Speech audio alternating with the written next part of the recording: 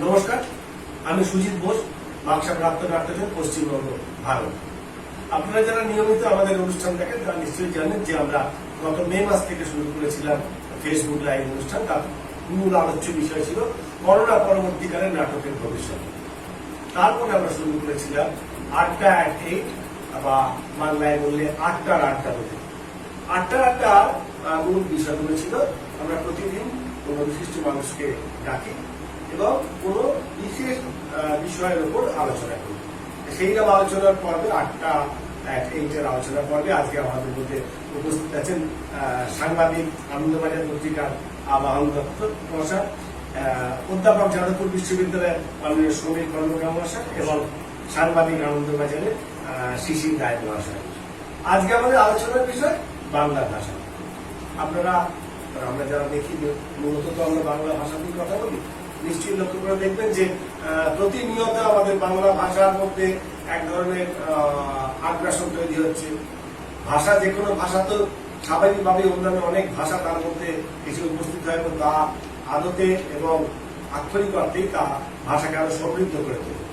কিন্তু সেই সমৃদ্ধ করার পরিবর্তে যখন সেই ভাষার গুণগত কাঠামোটাকেই ভেঙে দিতে থাকে, তখন একটা আতঙ্কের পরিবেশ তৈরি হয় এবং সেটাকে আমরা বলতেই পারি ক্ষয়। সেই বাংলা ভাষার ক্ষয় নিয়ে আজকে আমাদের আলোচনা, এবং আমি আলোচনা শুরু করার জন্য মাননীয় শিশির বাবুকে অনুরোধ করব যদি আপনি এই বিষয়ে বক্তব্য রাখেন। আমি যেহেতু পেশাগতভাবে খবরের কাগজে কাজ করি, তাই সেই সুবাদেই বোধহয় মানে মানুষের দিক থেকে বা আমাদের রোজকার মুখের ভাষার দিক থেকে বা ভাষার প্রয়োগের দিকটা থেকে সেই দিকটা আমাকে সবচেয়ে বেশি আকর্ষণ করে। এবং যেহেতু বাংলা ভাষা নিয়ে কথা বলছি, সুতরাং আমি ভাষার দিক থেকে যদি আমার নিজের জীবনের জার্নিটা আমি সকালবেলা ভাবছিলাম যে কি বলা যায় বা কি ভাবা যায়, যদি ভাষার দিক থেকে কোনো মানুষের তো একটা যাত্রা থাকে, সেটা আমি একটু যদি হয়তো ব্যক্তিগত হবে, কিন্তু আমি কিভাবে সেটাকে দেখছি একটু বলি। আমার ছোটবেলাটা কেটেছে কলকাতা থেকে অনেক দূরের একটা শহরে। এখন সেটা ভৌগোলিকভাবে দেখতে গেলে একটা দেশ, বাইরের একটা দেশ, সেটা হচ্ছে বাংলাদেশের একটা শহরে, ঢাকা শহরে। এবার সেখানে আমি ছোটবেলার অনেকটা বয়স অবধি ছিলাম। এবারে সেখানে তো বাংলাদেশের ভাষা বা যেটাকে আমরা এখানে কলকাতায় বা পশ্চিমবঙ্গেরা অনেক সময় বাঙাল ভাষা বলি। এবারে বাঙাল ভাষা বলে তো আসলে সেরকম কিছু হয় না, আসলে হয় নানান দেশের নানান অঞ্চলের আঞ্চলিক ভাষা বা জেলার ভাষা, সেটাকে আমরা একত্রে বাঙাল ভাষা বলে একটা বলি আর কি। তো আমার একটা অদ্ভুত ব্যাপার লাগছিল প্রথম থেকে, সেটা হচ্ছে যে আমি নিজে খুলনার ছেলে, মানে শেকড়ের দিক থেকে আমি বড় হয়েছি অনেকটা ঢাকা শহরে। সুতরাং যদি বলি খুলনার ভাষা আমি আমার শেকড়ে আছে বা রক্তে আছে। আমি আমার পিতামহ পিতামহী, আমার দিদা দাদু, এদেরকে আমি খুলনার ভাষা শুনতে বলতে শুনেছি, দেখেছি। আমার বাবা মাকেও সেই খুলনার টানযুক্ত বাংলা ভাষা দেখতে বলতে শুনেছি। আমি যখন বড় হচ্ছি, আমার চারপাশে তখন বলতে গেছে ঢাকার ভাষা। এবার ঢাকার ভাষা বলে আবার কিন্তু কিছু হয় না। একটা ভাষা আছে বটে ঢাকাইয়া ভাষা, কিন্তু সেই ঢাকাইয়া ভাষার ব্যাপারটা সম্পূর্ণ অন্য একটা গল্প আছে। কারণ সেই ঢাকাইয়াটা আসলে সেই কুট্টি বলে একটা সম্প্রদায়ের ভাষা, আসলে ঢাকাতে বসবাসকারী বেশ কিছু পেশা জীবিকা ধর্মী মানুষের ভাষা, যাদেরকে একটা ঐতিহাসিক ভাবে তারা সেই জায়গাটাতে এসে গেছিলেন ঢাকা শহরে। যারা ছিলেন আবার অবাঙালি, সেজন্য কুট্টি বলা হতো। তারা আসলে পেশায় ছিলেন গাওয়ান বা শ্রমিক বা চাল ভাঙতেন, ধান ভাঙতেন, এরকম কিন্তু কিছু অদ্ভুত পেশার মানুষজন। তাদের ভাষাগুলোকে একত্রে কুট্টি ভাষা বলা হতো, এবং এই কুট্টি ভাষাই কালক্রমে হয়তো ঢাকাইয়া ভাষা বলা হতো। এবার এই ঢাকাইয়া ভাষা আমি বড় হতে হতে শুনেছি। আমি নিজে খুলনার ছেলে, শুনছি ঢাকার ভাষা। এবারে একটু বড় হতে হতে আমি চলে এলাম সম্পূর্ণ অন্য দেশের অন্য একটা শহরে। সেই অঞ্চলটার নাম হচ্ছে পশ্চিমবঙ্গ, আর অদ্ভুতভাবে সেই যে জেলাটাতে এসে পড়লাম, সেই জেলাটার নাম হচ্ছে পুরুলিয়া। এবারে আমি যখন সেখানে এসে পড়লাম, যথেষ্ট জ্ঞান মিকাণ্ড জ্ঞান জন্মে গেছে, আমার বোধ বুদ্ধি জন্মে গেছে। একটা কিশোর, 13-14 বছরের বা 14-15 বছরের একটা কিশোর, যে বুঝতে পারে, একটা ভাষাও বুঝতে পারে বা ভাষার যে একটা সংস্কৃতি আছে সেটাও সে বুঝতে পারে। এবারে ঢাকা থেকে বা বাংলাদেশ থেকে যদি আমি বাঁকুড়া, বীরভূম এবং পুরুলিয়া এসে পড়ি, তাহলে বুঝতেই পারছেন যে এর একটা মজা আছে, যেমন এটা বিরাট একটা জটিলতা আছে। আমি এতদিন ক্রিয়াপদের যে প্রয়োগগুলো নিয়ে সব ব্যাপারে প্রচলিত মানে আমি পরিচিত ছিলাম, দেখা গেল এই বাঁকুড়া, বীরভূম, পুরুলিয়াতে তার কোনো তার কোনো সূত্রই নেই, তার সম্পূর্ণ অন্য একটা দিকে আমি একটা জায়গাতে এসে পড়েছি। এমন কিছু অ্যাকসেন্টও নয়, শুধু আমরা ভাষার ক্ষেত্রে অ্যাকসেন্টের কথা বলি, ইন্টোনেশনের কথা বলি, ঝোঁকের কথা বলি, প্রবণতার কথা বলি, কিন্তু এই ভাষা দেখা যাচ্ছে আমার এতদিনকার যা কিছু শিক্ষা বা ভাষাগত যে আমার সংস্কৃতি, কোন সংস্কৃতির সাথে বিন্দু মাত্র ম্যাচ করছে না। অথচ আমি কিন্তু ওই ভাষাটাকে খুব সহজেই আত্মস্থ করে নিলাম, তার কারণ আমি অনেকটা বছর পুরুলিয়াতে থাকলাম বলে, অথবা আমার বয়সটা তখন অল্প বলে। যদি আমি খুব বয়স্ক একটা মানুষ তখনই হতাম, আমার হয়তো ভাষাগত যে শখটা, ভাষা সংস্কৃতির যে আঘাতটা, সেই আঘাতটা হয়তো আমাকে বেশি করে বিঁধত। হয়তো কে জানে, বলে ছোটবেলায় ছোটতে একটা কাদার তলতলে তালের মতো একটা শিশু বা কিশোরের মন বলে, হয়তো সেখানে ভাষার যে ছাপগুলো পড়ছে সেগুলো আমি সহজে আত্মস্থ করতে পারছি। পুরুলিয়া গেল, তারপরে আমি এলাম খাস কলকাতায়। এবার কলকাতায় আমি এসে যাকে আমরা বলি আমাদের আজকের প্রমিত বাংলা, যেটা নাকি নবদ্বীপ থেকে শুরু বা তারও অনেক তর্ক বিতর্ক, চর্চা অচর্চা নানান রকম কিছু আছে। আমি বললাম কলকাতা। এবার কলকাতা, আমার দেখা কলকাতা তো কসমোপলিটন কলকাতা। আমার দেখা কলকাতা তো 90 দশকের শেষ বা এখনকার পরিভাষায় বলে 00 দশকের শুরু, মানে 2000-এর যে দশকটা তারপর থেকে সেই সময়কার কলকাতা। এবং তখন চারদিকে শপিং মল হচ্ছে, তখন উন্নয়ন হচ্ছে, তখন এই হচ্ছে, তখন সেই হচ্ছে, তখন মেট্রো হচ্ছে, এবং এই যে চারপাশের এই নানান প্রকরণের সূত্রে আমি আসলে যে মানুষগুলোর সঙ্গে রোজকার মিলিত হচ্ছি বা যাদের সঙ্গে আমার রোজকার ওঠা বসা, আমার কলেজ জীবন, আমার কলেজ স্ট্রিট বা আমার কফি হাউস বা আমার আরেকটা আমার রোজকার যে মানুষের সঙ্গে বার্তালাপ, সেই ভাষা কিন্তু আসলে নানান ভাষার একত্রে একটা সম্মিলিত একটা কংগ্লোমারেশন, একটা কিন্তু আবার একটা আমি তালের মধ্যে এসে পড়লাম। সেই তালের মধ্যে অসংখ্য তিল আছে, সেই তিলগুলো আসলে কি নানান জায়গার, নানান ভাষার, নানান মানুষের ভাষা সংস্কৃতি আছে। সুতরাং এই ভাষা নিতে নিতে আমি যখন আজকে আমার জীবনের এই পর্যায়ে এসে, বয়সের অভিজ্ঞতা, ভাষা অভিজ্ঞতার যে পর্যায়ে আমি আজকে এসে পৌঁছেছি, আমার কাছে এটা একটা খুব ইন্টারেস্টিং জার্নি মনে হয়। যার কারণে একদিক থেকে আমরা নিশ্চয়ই এবার ভাষার অবক্ষয় তথা অবক্ষয়, সেই তার কি প্রকরণ, তার কেন, তার ফ্যাক্টর গুলো কি কি, তার উপাত্ত গুলো কি কি, কেন এটা হলো, সত্যি এটাকে ক্ষয় বলবো কিনা আদৌ, সেই প্রশ্নও হয়তো আসবে। সেগুলোকে হয়তো আমরা আস্তে আস্তে সবাই মিলে ঢুকবো। আবাহন একটা দিক থেকে বলবে, সমিত একটা দিক থেকে বলবেন, আপনি নিজে আবার যোগ করবেন, আমরাও হয়তো ইয়ে করবো। আমার একটা, যদি আমি খুব মানে কম্পার্টমেন্টালাইজড ওয়েতে বলি বা সার্বিকভাবেই যদি বলি, আমি একটু আশাবাদী, আমি একটু পজিটিভিস্ট ওয়েতেই দেখতে চাই। আমি প্রথমেই না এটাকে ক্ষয় বা অবক্ষয়ের সংস্কৃতি এইভাবে দাগিয়ে দিতে চাই। এইভাবে দাগিয়ে দিলে কিন্তু পুরো আলোচনা বা একটা তর্কের অভিমুখটাই যেন শুরু হয় ওই জায়গাটা থেকে, আসলে যা হচ্ছে সেটা খারাপ, অতএব এটাকে নিয়ে কি করা উচিত। আমি কিন্তু সেই নেগেটিভ অ্যাপ্রোচটা দিয়ে দেখতে চাই না। মানে একজন, এটা বলতে পারেন সাংবাদিকতার দিক থেকেও হতে পারে বা ব্যক্তিগতভাবে আমার ভাষা অভিজ্ঞতার যে আমি বড় হয়েছি যে অভিজ্ঞতা থেকে, সেটা থেকে অনেক হতে পারে। আমি এটাকে বরং সে ক্ষয় বা অবক্ষয় বলে প্রথমেই মার্ক করে দিতে চাই না। আমি বরং এইভাবে দেখতে আগ্রহী যে আমি একটা সময়ের মধ্য দিয়ে এগোচ্ছি। সেই সময়টা আসলে যেমন একই ক্ষেত্রে ভাষাগতভাবে একটা সময়ের ট্রানজিশন, সেটা একই সঙ্গে সমাজের অন্য বা সংস্কৃতির নানা উপাত্তেরও ট্রানজিশন। আমার সাহিত্য বদলে যাচ্ছে, বা আমরা বলতে পারি কিছু শাশ্বত মূল্যবোধ কখনো বদলায় না, কিন্তু কিছু তাৎক্ষণিক মূল্যবোধের কোনো অন্য মানে তৈরি হয় আমাদের পথ চলতে চলতে, এবং সেই মূল্যবোধগুলো কিন্তু অনেক সময় আমাদের ভাষাকে প্রবলভাবে প্রভাবিত না হোক, অন্তত প্রবলভাবে তার উপর এসে পড়ে, একটা সাদা খাতা পৃষ্ঠের উপর নানা আঁচড় এসে পড়ে। এটা আমার খুব মনে হয়। হয়তো আমরা কে জানি, এটা হয়তো আজ থেকে 50 বছর পরে বা আজই হবে 100 বছর পরে আবার কেউ যখন এরকম একটা ওয়েবিনার করবেন, তারা হয়তো আজ থেকে 50 বছর 100 বছর আগেকার আমাদের এই সময়টার ভাষা নিয়ে বলবেন, ও আচ্ছা ওই সময়টা তো ভাষাটা আসলে চেঞ্জ হচ্ছিল, যেটা আমি আজকে আমার এই বর্তমান পরিস্থিতির যুগে আজকে হয়তো বলছি না না ভাষাটা কেমন যেন বাজে হয়ে যাচ্ছে বা ক্ষয় হয়ে যাচ্ছে। আসলে কি এটা ক্ষয়, নাকি এটা আসলে আমরা একটা আবার একটা পাসিং ফেজ?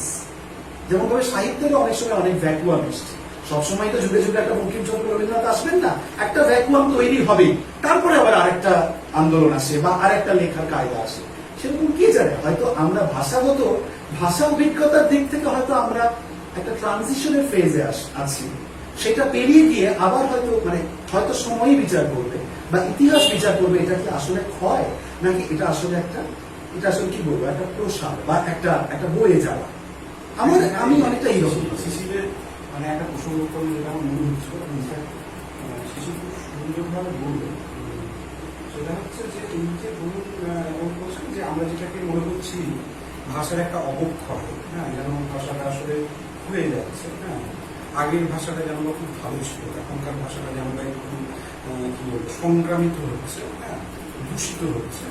এই যে ভাবনাটা, এই ভাবনা থেকে যেখানে শিশির আসলে বলতে চাইছেন যে এটাকে আসলে অবক্ষয় বলবো নাকি এটাকে আমরা বলবো এক ধরনের একটা ট্রানজিশন, এই প্রশ্নটা কিন্তু আমার কাছে খুব গুরুত্বপূর্ণ। মানে কেন গুরুত্বপূর্ণ, তার কারণ একটাই, মানে আমার হঠাৎ করে শিশিরের এই উপলব্ধিটা শুনে আমার যেটা মনে হলো, ভাষা তো তাহলে কোনো একটা পার্টিকুলার সময়ে ট্রানজিশনের মধ্য দিয়ে যায়, নাকি ভাষা গুণগতভাবে বা চরিত্রগতভাবেই ট্রানজিশনাল ইন নেচার। ঠিক আছে, ট্রানজিশনাল ইন নেচার বলতে যেটা আসলে বলতে চাইছি, এটা আমরা দুভাবে বোঝা যেতে পারে, যেটা খুব গুরুত্বপূর্ণ আমার মনে হয় এই শিশিরের এই বক্তব্যে। সেটা হচ্ছে যে দেখুন, আমরা ভাষা ব্যবহার করি কি কারণে? ভাষা ব্যবহার করে নিজে প্রকাশ করার জন্য। তার মানে আমার একটা নিজস্ব একটা চরিত্র আছে, আমার একটা নেচার আছে, ঠিক আছে, সেই নেচারটাকে আমি কি করছি, আমি ট্রান্সফর্ম করছি কোনো একটা তথ্য রূপে, আর একটা ভাষিক রূপ তৈরি করছি।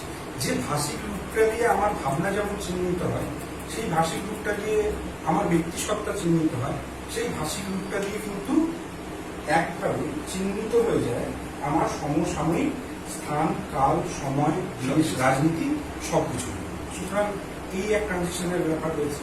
আরেকটা ট্রানজিশন আরেকটা লেয়ারে চলছে, সেই ট্রানজিশনটা কি, সেটা কিন্তু পিওর ফর্মাল লেভেলে। ঠিক আছে, মানে আগে ধরুন এই আমাদের আলোচনা শুরু হওয়ার আগেও আমাদের মধ্যে আলোচনা চলছিল, মানে আলোচনা তো কখনো থেমে থাকে না, আলোচনার শুরু বা শেষ বলে কিছু হয় না, ঠিক যেমন ভাষার শুরু বা শেষ বলে কিছু নেই।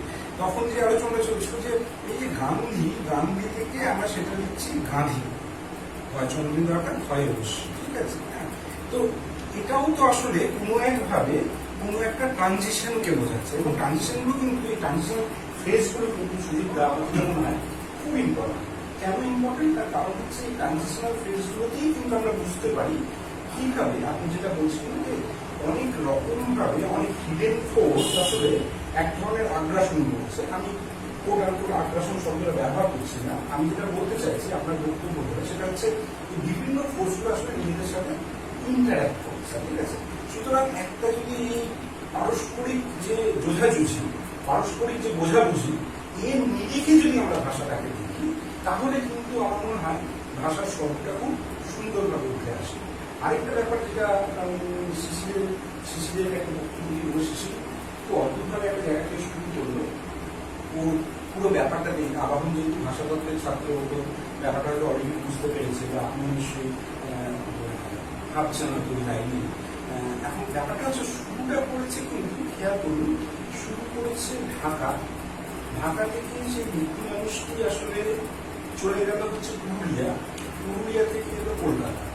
পুরোটা জুড়েই কিন্তু আসলে পুরো বেড়ে ওঠাটা জুড়েই কিন্তু যে গল্পটা আছে, সেটা হচ্ছে একটা ডিসলোকেশনের গল্প, একটা স্থানান্তরণের গল্প, একটা স্মরণের গল্প। স্মরণ বললেই আরোহণের মাথায় নিশ্চয়ই ভেসে উঠছে ভাষার স্মরণ।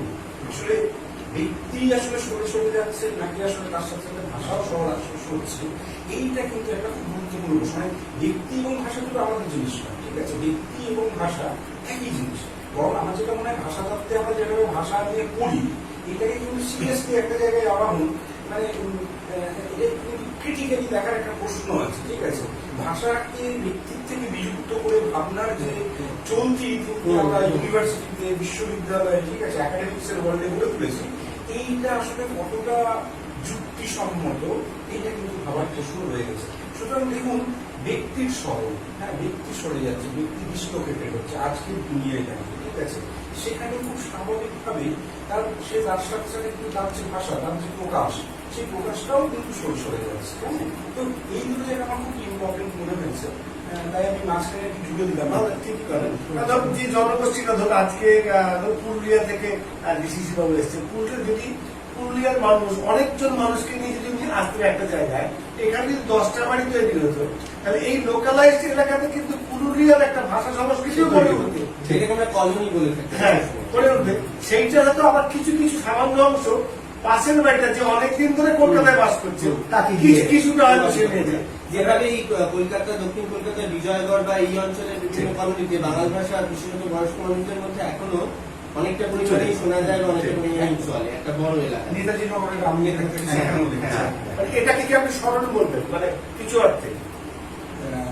মানে এই যে মানে এই জনগোষ্ঠীকে নিয়ে মানে ভাষাও এই জনগোষ্ঠীকে আমরা যেটা বলছি একটা জায়গায় সিজিত বাবু পুরুলিয়ায় যখন গিয়ে পড়বেন বাংলাদেশ থেকে পুরুলিয়া সেখানকার স্থানিক ভাষাটাকে তিনি গ্রহণ করবেন। আবার উনি যখন ওখান থেকে উঠে কলকাতায় এলেন তখন ওই ভাষাটাকেও সঙ্গে করে নিয়ে আসছেন আর কি। মানে ভাষা ওনার সঙ্গে সঙ্গে ভাষাটাও মুখ করছে, জনগোষ্ঠীরও মুখ করে একটা ভাষার জায়গায় গিয়ে পড়ছে, ভাষাটাও কিন্তু ওনার সঙ্গে সঙ্গে আবার বিভিন্ন জায়গায় জায়গায় সরে। তো তার ক্ষেত্রে হয়তো এমনও হতে পারে সেখানে আবার কিছু মিশ্রণ ঘটে যেতে থাকবে, মানে যেখানে কিছু পুরুলিয়া কিছু বাংলাদেশের ভাষা অবধারিত, কিছু কলকাতা নিয়ে আবার একজন মানুষ যখন মুভ করছে তখন তিনি একটা ভাষার আধার হিসেবেই এক জায়গা থেকে আরেক জায়গায় যাচ্ছেন। মানে একটা ভাষা ক্ষেত্র, যদি আমরা ওটাকে একটা ভাষা ক্ষেত্র হিসেবে ধরি, পশ্চিমবঙ্গ, বাংলাদেশ এবং ত্রিপুরাকে যদি বাংলা ভাষা ক্ষেত্র হিসেবে ধরি, তাহলে তার মধ্যে একটা ভাষার আধার সরে সরে সরে সরে যাচ্ছে এবং একটা করে নতুন জায়গায় পৌঁছে সে কিছু লোড করছে, কিছু আনলোড করছে, ফলে তার কম্পোজিশনটা আসলে কিছুটা পরিমাণে চেঞ্জ হয়ে যাচ্ছে। হতে হতে একটা জায়গায় এসে এখন সে তৃতীয় হয়েছে, কিংবা হয়তো সে তৃতীয় হয়নি, এরপরে যদি আরো কোথাও যায় তখন তার কম্পোজিশনটা আবার চেঞ্জ হয়ে যাবে।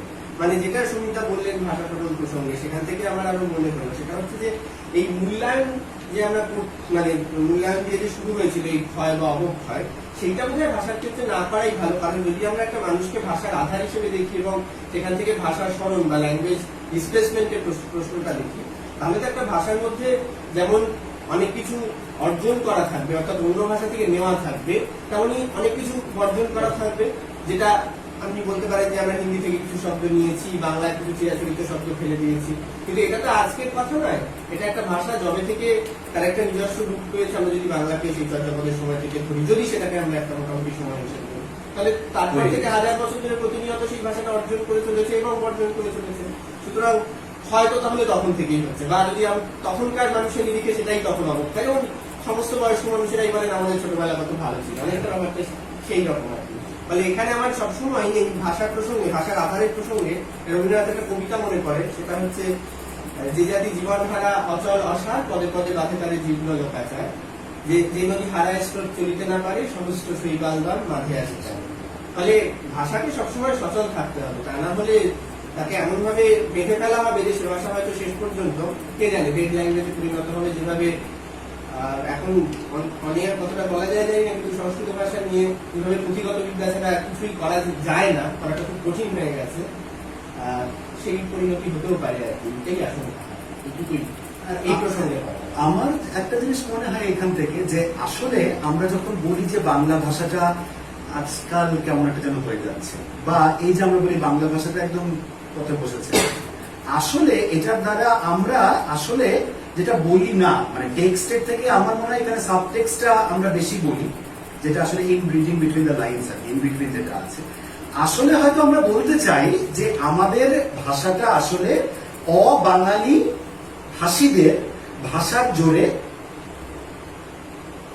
নিচু হয়ে যাচ্ছে বা অবদমিত হয়ে যাচ্ছে, দমিত বা অবদমিত হয়ে যাচ্ছে। মানে আমরা আসলে বলতে চাই যে বাংলা ভাষার মানুষের সঙ্গে এত চারদিকে অবাঙালি মানুষের ভাষাভাষী এবং ঘেঁষাঘেঁষি, যার কারণে যেন বাংলা ভাষাটা যেন তারা দুর্মুষ করে দিতে চাইছে, কারণ তারাই হয়তো জগতে বা জীবনে নানান ক্ষেত্রে প্রতিষ্ঠিত বলে তাদের ভাষাটাই এখন জোরদার। মানে আমি আবার খুব অ্যাপ্লিকেশনের দিক থেকে যাই, রোজকার জীবনের দিক থেকে যাই।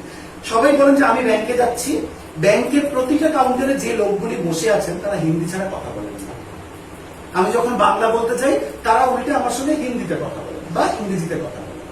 আমি যখন ওলা বা উবেরে কোনো ট্যাক্সি ডাকি বা যখন তাকে ফোন করি সেই ড্রাইভারটিকে, সেই ড্রাইভারটি অবধারিতভাবে কথা শুরু করেন বাংলা কোনো ভাষায়, মানে বাংলা ছাড়া অন্য কোনো ভাষা, সেটা হিন্দি হতে পারে, সেটা ইংরেজি হতে পারে। আমি ইংরেজিকেও এখানে অবাঙালি বা অবাংলার মধ্যে ধরছি, এই দুটোর কোনো একটাকে তিনি ধরেন।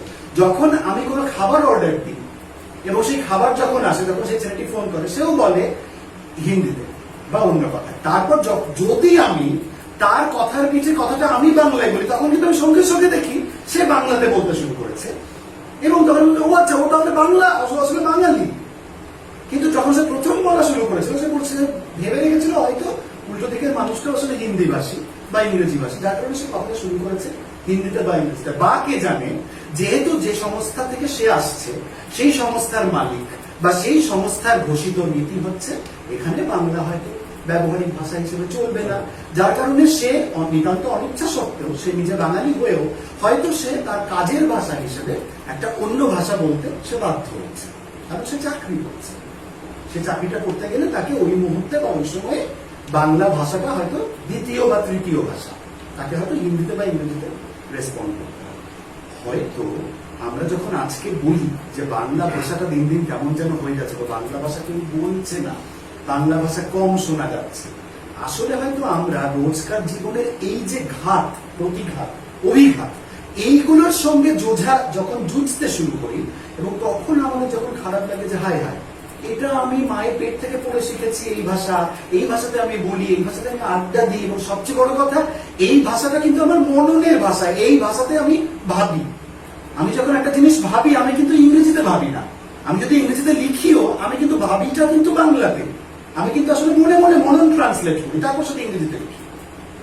কেউ কিন্তু ইংরেজিতে সচরাচর ভাবে না বা হিন্দিতে ভাবছে তা নয়, সে কিন্তু বাংলাতেই বা মাতৃভাষাতেই, আমাদের ব্রেন ল্যাঙ্গুয়েজটাও তার মাতৃভাষাও। কিন্তু এই রোজকার এই যে পাল্টে যাওয়া যে পরিপার্শ্ব, এইটার সঙ্গে যখন আমাদের রোজকার বাংলাকে যুঝতে হচ্ছে, আমরা হয়তো তার পরিপ্রেক্ষিতে আমরা বলছি বা বলতে বাধ্য হচ্ছি যে বাংলাটা দিন দিন কেউ আর বলছে না, বা ইয়াং জেনারেশন বাংলা বলছে না, বা পরবর্তী প্রজন্ম বাংলাটা একেবারেই জানে না। বা দেখবেন এই যে আমাদের যে, আমি খুব একদম আমি রোজকার উদাহরণ দিয়ে বলছি, আমরা যে বাংলাতে যে বিজ্ঞাপনগুলো দেখি টিভির পর্দাতে, বা হয়তো একটা ব্যাংকের ছাপা বিজ্ঞাপন, মুদ্রিত বিজ্ঞাপন, বা মোবাইল পরিষেবা সংস্থার বিজ্ঞাপন খবরের কাগজে ছাপা হচ্ছে বাংলাতে, আমরা যখন যে ভাষাটা পড়ি সেই ভাষাটা আমাদের কাছে বাংলা কিন্তু অচেনা, বৌদ্ধটাই। তার কারণ হচ্ছে আসলে ওটা হিন্দি বা ইংরেজিতে আসল ক্রিয়েটিভটা লেখা হয়েছিল, কেউ একজন ট্রান্সলেটার আছে বা গুগল ট্রান্সলেটর বলে একটি বস্তু আছে যেটি অত্যন্ত একটা ভাষার ক্ষেত্রে সেটা প্রায় কোনো সাহায্যেই আসে না, সেটা বিতিকিচ্ছির একটা জিনিস করে, এবং সেটা নিয়ে সোশ্যাল মিডিয়াতে গুচ্ছের মিমে ভরে যায়, মানে গুচ্ছের জোকসে ভরে যায় তার সেই ট্রান্সলেশন নিয়ে, অদ্ভুত অদ্ভুত সেই, কারণ তার অ্যালগরিদমটা অন্য, সেটা যন্ত্র, সেটা করতে পারে না মানুষের মতো ট্রান্সলেশন, তার সেই অধিগত বিদ্যা নেই।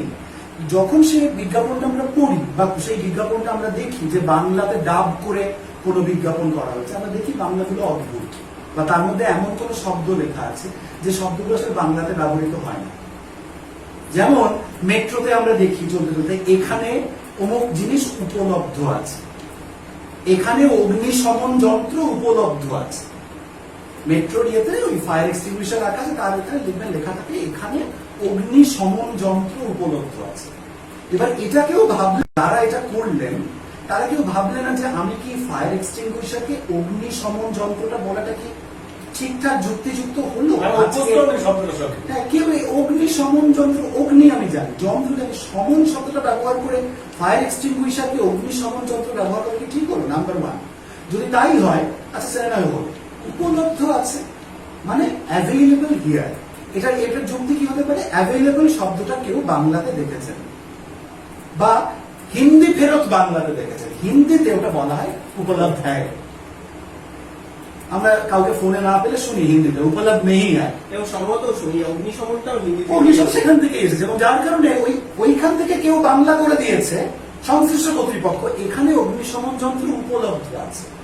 প্রত্যেকটা বাংলা শব্দ কেউ বুঝতে পারা যাবে না যে আসলে ওটা কি কাজে লাগে। বাক্যটাতে 5টা শব্দ আছে, প্রতিটা শব্দই বাংলা, অগ্নি বাংলা, সমন বাংলা, যন্ত্র বাংলা, উপলব্ধ বাংলা, আছে বাংলা, কিন্তু গোটা বাক্যটা কি বাংলা হলো আদৌ? বা ভাষা যে ভাব প্রকাশের মাধ্যম, কোন ভাব কি প্রকাশিত হলো তার মধ্য দিয়ে একটি, যদি মেট্রোতে যে একটা সতী শিশু যাচ্ছে বা কিশোর যাচ্ছে, সে যখন ওটার দিকে তাকায়, বা আজকের প্রজন্মের কোন শিশু বা কিশোর যখন ওটার দিকে তাকায়, তার মনে কি, আমার তার মনটা খুব তখন পড়তে ইচ্ছে করে যে এই ছেলেটা বা এই শিশুটি এইটা দেখে কি ভাবছে, এই বাংলাটা দেখে কি ভাবছে। সে নয় উপরে ইংরেজিও দেখে ফেললো বা হিন্দিও দেখে ফেললো, ও আচ্ছা ফায়ার এক্সটিংগুইশার আছে, আচ্ছা ওটা তো ফায়ার এক্সটিংগুইশার আছে, সেটা বলছে, কিন্তু ভাষাটা কোথায় গেল?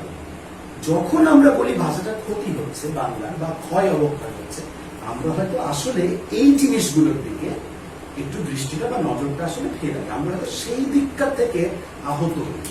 এইগুলো হয়তো আমাদের তখন বাংলা ভাষাটার ক্ষেত্রে আমার মনে হয় আঘাত করে।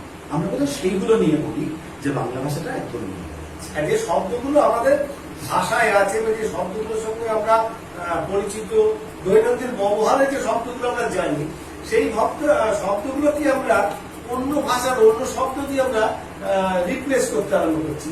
ফলে আমি আর বুঝতে পারছি না যে এইটা মানে যেমন যেটা আপনি অগ্নিশমন বলছেন, আমি ফায়ার ব্রিগেড বললে বা ফায়ার এক্সটিংগুইশার বললেও আমি অনেক সহজে বুঝতে পারতাম। বা আমি হয়তো শুধু আমার তো কাজটা নিয়ে কথা, আমি কেন বলবো না যে আগুন নেভানোর যন্ত্র এখানে রাখা আছে, আর কি দরকার আমার সমন টমন কি দরকার? তো সেই সূত্র শুনবে মা তুমি তো তিলের দ্বারা ওরে সমন বদন ভরে মাকে ডাকে, এই সেটাও তো সমন। তাহলে ওই সমন আর এই সমন কি করবে? কেউ যদি বলে, কেউ বলবে না, কিন্তু যদি বলে, কিন্তু আমাদের সত্ত্বেও ফায়ার ব্রিগেডেও অগ্নি নির্বাপক এই শব্দটা কিন্তু একটা সময় ছিল, যদিও সেটা শক্ত শব্দ, কিন্তু সেটা ছিল। মানে সেটা বললে তো তাও বোঝা যায়, সেটা বোঝা বোঝা যায়। যায় শব্দ। কথা তো সেইটা যে আমি তো অগ্নি নির্বাপকটাকে পাল্টে দিয়ে অগ্নিশমন যন্ত্র, এইখানে আমার আরেকটা ডিবেট আমার মনে হয় একটু জরুরি, যেটা আমার সঙ্গে সমিতার আগে অনেকবারই কথা হয়েছে আমার বিভিন্ন গবেষণার সময়। সেটা হচ্ছে যে এই বাংলা ভাষাতে এই বিভিন্ন ব্যবহারিক ক্ষেত্রে বা সরকারি বেসরকারি নানা ক্ষেত্রে, shopping mall, cinema hall, metro ইত্যাদি নানা ক্ষেত্রে কিছুটা তো অবহেলা করা হচ্ছে, কারণ এইভাবে বিকৃত ভাবে তাকে করা, যেগুলো বাঙালি জনজীবনের সঙ্গে পরিচিত নয়, এই একটা ভাবে উপস্থাপন করার চেষ্টা। এর সঙ্গে পুঁজি প্রশ্নটা খুব জরুরি ভাবে জড়িয়ে আছে। অর্থাৎ যে ভাষাগুলোর অনুসারী হয়ে এখানে বাংলা সকলের সামনে ধরা দিচ্ছে, সেটা বিজ্ঞাপনে হতে পারে, সেটা খবরের কাগজের বিজ্ঞাপনে হতে পারে, প্রিন্ট মিডিয়ার বিজ্ঞাপনে হতে পারে, সরকারি নোটিশে হতে পারে, রেস্টুরেন্টে হতে পারে, মাল্টিপ্লেক্সে হতে পারে, যে কোনো জায়গায় যে ভাষাগুলোর অনুসারী হয়ে দেখা দিচ্ছে, সেই ভাষাগুলো আসলে পুঁজির কাছে আরো অনেক বেশি গ্রহণযোগ্য, বড় পুঁজির কাছে অনেক বেশি গ্রহণযোগ্য, এবং তার সঙ্গে তার একটা সরাসরি ইকুয়েশন বা সম্পর্ক আছে। যে কারণে কোনো দামি রেস্টুরেন্টে গেলে অনেকেই চেষ্টা করেন ইংরেজি ভাষায় কথা বলতে, ওয়েটারের সঙ্গে ইংরেজিতে কথা বলেন, সেখানে সমস্ত মেনু ইংরেজিতে হয়। কিংবা শিশিরদা একটু আগে যেটা বলছিল, সেটা হচ্ছে যে কোনো ব্যাংকের কাউন্টারে হিন্দিতে কথা বলতে হয়। আপনি যদি দামি ক্যাবে ওঠেন তাহলে আপনাকে হিন্দিতে কথা বলতে হয়, কিন্তু আপনি যদি একটা ট্যাক্সি দেখেন তাহলে আপনি তার সঙ্গে ট্যাক্সিওয়ালার সঙ্গে বাংলাতেই কথা বলতে হয়। অর্থাৎ এই ভাষাগুলো হিন্দি বা ইংরেজি, আমরা যে ভাষা দেশকালের মধ্যে বাস করছি, সেখানে তার সঙ্গে পুঁজির সরাসরি সম্পর্ক অনেক বেশি, পুঁজির কাছে অনেক বেশি গ্রহণযোগ্য। যারা এই সমাজকে নিয়ন্ত্রণ করে, যে ব্যবসা, যে টাকা পয়সা, এই অর্থ এই সমাজকে নিয়ন্ত্রণ করে, যে অর্থ ব্যবস্থা এই সমাজকে নিয়ন্ত্রণ করে, তাদের ভাষা এটাই। অর্থাৎ তাদের ভাষা হিন্দি বা তাদের ভাষা ইংরেজি। যেহেতু বাংলা তাদের ভাষা নয়, বা বাংলা বলে লাভ নেই, বিভিন্ন আঞ্চলিক ভাষা তাদের নয়, তাদের পুঁজির সঙ্গে সরাসরি সম্পর্কিত নয়, সেই কারণে এই ভাষাকে অবহেলা করা যায়, কিংবা এই ভাষাটা তত জোর দিয়ে না শিখলেও বা না বললেও চলবে, কিংবা এই ভাষাটা বরং কিছুটা কিছু কিছু ক্ষেত্রে এড়িয়ে চলাই ভালো, এই মানসিকতাটা শুধুমাত্র যারা এটা ভাবাচ্ছেন তারা নয়, কনজিউমারের মধ্যে, উপভোক্তার মধ্যেও এই মানসিকতাটা অনেকটা পরিমাণে ঢুকে গেছে। আমার মনে হয় এটাতে সুনিতা আরেকটু কিছু পয়েন্ট আপনি না, এখানে একটা জিনিস মানে খুব ইন্টারেস্টিং চলছে আর কি। এটা হচ্ছে যে আমরা তো ভাষার কথা বলছি, ঠিক আছে। এবার যে প্রশ্নগুলো এসে যাচ্ছে, যেটা আবাহন শিশি এদের ভাষার থেকে চলে আসছে, নতুন প্রজন্মের নতুনভাবে ভাবছেন, ডেফিনেটলি আমাদের থেকে অনেক বেটার ভাবছেন। যে প্রশ্নগুলো চলে আসছে যে আমরা ভাষার ফাইল কথা বলি, এবার সেটা কোন ভাষার ফাইল কথা, সেটা কি কলকাতার যে ভাষা সেই ভাষার ফাইল, নাকি শিশির উড়িয়ে যে ভাষাটা বলতো সেই ভাষার ফাইল কথা বলছি? আচ্ছা, কলকাতার ভাষাটাকে না আমি ভাষা বললাম, পুরুলিয়ার ভাষাটাকে আমি ভাষা বলবো, বা বাঁকুড়ার ভাষাটাকে আমি ভাষা বলবো, এইরকম একটা প্রশ্ন এসে হাজির হচ্ছে। তো এই প্রশ্নটার একরকম ভাবে একটা সমাধান, মানে একরকম ভাবে সমাধান বলবো না, মানে এই প্রশ্নটাকে নিয়ে কিভাবে নাড়াচাড়া করা যায় তার একটা পথ কিন্তু আমাদের আগেকার যারা বা এখন বর্তমান যারা প্রবীণ চিন্তক যারা রয়েছেন, তারা কিন্তু একটা পথ বাদ করেছেন। ব্যাপারটা হচ্ছে ভাষা এবং বুলি এই ভাগাভাগিটা করে দেয়, ঠিক আছে। এখন এই যে বারবার কথাটা আসলে ঘুরে ঘুরে আসছে শিশুদের এই উদাহরণগুলো থেকে, আবাহনের উদাহরণগুলো থেকে, যে আসলে বিশেষ কিছু ধরনের ভাষার ব্যবহার নিয়ে কিন্তু আসলে আপত্তি, ঠিক আছে? আপত্তিটা কিন্তু এটা নিয়ে নয় যে আমি আমার বুড়িটা আসলে হারিয়ে গেল, হ্যাঁ, কেন? আরে বুড়িরা তো থাকেই, বুড়িরা হারিয়ে যাওয়ার মতো, বুড়িরা হচ্ছে আসলে অমুক বস্তি বুলটির মতো, ঠিক আছে? হ্যাঁ, ও হারিয়ে যাবে, ও ধর্ষিত হবে, ও মারা যাবে, ঠিক আছে? এটা স্বাভাবিক ভাই, এটা নিয়ে ভেবে লাভ নেই, ঠিক আছে? ওকে আমরা খরচের খাতাতেই রেখে দিয়েছি। হ্যাঁ, কাকে আমরা ভাববো হচ্ছে কাকে কি আমরা ভাববো সাউথ সিকিউরিটি ববিতা যে থাকে, ঠিক আছে? হ্যাঁ, তার আসলে কোনো ক্ষতি হলে তখন কিন্তু আমরা ঝাঁপিয়ে দেবো। এটা কিন্তু হচ্ছে ওরা যেটা বলছে এই বেশি একটা সুইসাইড থেকেই তো সেটা হ্যাঁ, বোঝা যায়। একদমই। আপনি দেখুন এই সুশান্ত রাজপুত সিং, মানে বিভৎস কাণ্ড, প্রথমে বলে গেছিল সে বিশাল বিভক্ত মানুষ, সে মারা গেল, বই খাবে, এখন বোঝা যাচ্ছে তার পারিবারিক বিভিন্ন রকম ক্যান্সার আছে, ঠিক আছে? হ্যাঁ, যে কারণে তার আজ এই পরিণতিটা হয়েছে। অথচ যে এত চাষি সুইসাইড করলো, ঠিক আছে? বাবা হচ্ছে বাড়িতে মেয়েকে ফোন কিনে দিতে না পারার জন্য আসলে এই অনলাইন শিক্ষার যুগে আত্মহত্যা করলেন, এই বিষয়গুলো নিয়ে কিন্তু আলোচনা হচ্ছে না, ঠিক আছে? তাহলে যখন আমরা ভাষার ক্ষয় বলছি তখন এটাকে আমরা ধরে নিচ্ছি যে মানে যারা বলছেন, আমরা বলছি না এখন পর্যন্ত, যারা বলছেন তারা ধরে নিচ্ছেন যে আসলে ভাষা ক্ষয়ের ক্ষেত্রে একটা বুলটির আসলে মারা যাওয়ার গল্প থাকবে, আর হচ্ছে ববিতার মারা যাওয়ার গল্প থাকবে। আমরা বুলটির গল্পটাকে সাইডে ফেলে সরিয়ে রাখবো, ববিতার গল্পটাকে নিয়ে আমরা বিভিন্ন স্টোরি লাইন করবো, চেঁচামেচি করবো, করবো, ব্যাপারটা করবো, ঠিক আছে? এখন এইখানে দাঁড়িয়ে তাহলে প্রশ্নটা যেটা হচ্ছে সেটা হচ্ছে যে বুড়িরা তাহলে কি, মানে বুলটিরা, হ্যাঁ, মানে যারা হচ্ছে মানে যাদেরকে আমরা বুড়ি করে চিহ্নিত করছি, হ্যাঁ, তারা কি তাহলে বদলায় না, তারা কি একই থাকে? আপনি খেয়াল করে দেখবেন বুড়িগুলো কিন্তু আসলে বদলে যায়, ঠিক আছে? আপনার আমার সাথে বিয়োগ বা আপনার আমার দুশ্চিন্তার কারণ কিন্তু এই যে আমরা কথা বলছি, এটা কিন্তু আপনার কারোর কোনো দুশ্চিন্তা নেই যে কিভাবে বলবো, আমি ক্যাঁচড়া বলে দিচ্ছি, ঠিক আছে? বুলটি নাম বলে দিচ্ছি, ঠিক আছে? কিছু এসে যাচ্ছে না, একটু লিখতে দিন আমাদেরকে, দেখবেন সঙ্গে সঙ্গে আমাদের ভাষিক ব্যবহার বদলে যাবে। দেখাতে আমি মানে আমার দৃঢ় বিশ্বাস, ঠিক আছে? আমি যেমন আমার ক্লাসে হয়তো ক্যাঁচড়া বলবো, ঠিক আছে? কিন্তু যখন তাদেরকে কোনো একটা নোট লিখে শেয়ার করবো, সেখানে কিন্তু এই শব্দগুলো থাকবে না, ঠিক আছে? হ্যাঁ, বা ওনারা যখন হচ্ছে কোনো একটা রিপোর্ট লিখতে যাবেন, সেখানে তার কিন্তু একটা বিধি আছে, ঠিক আছে? হ্যাঁ, ফলত এই যে ভয়ের প্রসঙ্গ যারা বলতে চান, তারা আসলে পুরো গল্পটা বলেন না, এবং যে গল্পটার দিকে কিন্তু আজকের যারা নতুন প্রজন্মের যে ছেলেমেয়েরা, আমাদের তো প্রায় অনেকখানি বয়স হয়ে গেল, ঠিক আছে? ধরুন আবাহন শিশি এরা কিন্তু এই দিকটাকে আসলে ইঙ্গিত করতে হয়েছে, বলছে ভাই পুরো গল্পটা বলে, এবং বলছেন ওখানে যে আমাদের কিন্তু কোন দিকটাকে আসলে ইঙ্গিত করছে, বলছেন ব্যাংকে যে ভাষাটা, ঠিক আছে? বলছেন ডাক্তারখানার ভাষাটা, বলছেন আদালতের যে ভাষা, ঠিক আছে? সেই ভাষাগুলোর আসলে ক্ষয়টাই হচ্ছে, সেই দিকটা নিয়ে কিন্তু লোকের ক্ষোভ বিক্ষোভ, এবং সেই ক্ষোভ বিক্ষোভটা কেন? তার কারণ যে মানুষটি আসলে যাচ্ছে ওই জায়গায় হাজির হচ্ছে, তারা আসলে এমন একটা প্রাতিষ্ঠানিক বিশেষ বুলিকে দেখছে, যে বুলিটা সেও কিন্তু বুলি, ঠিক আছে?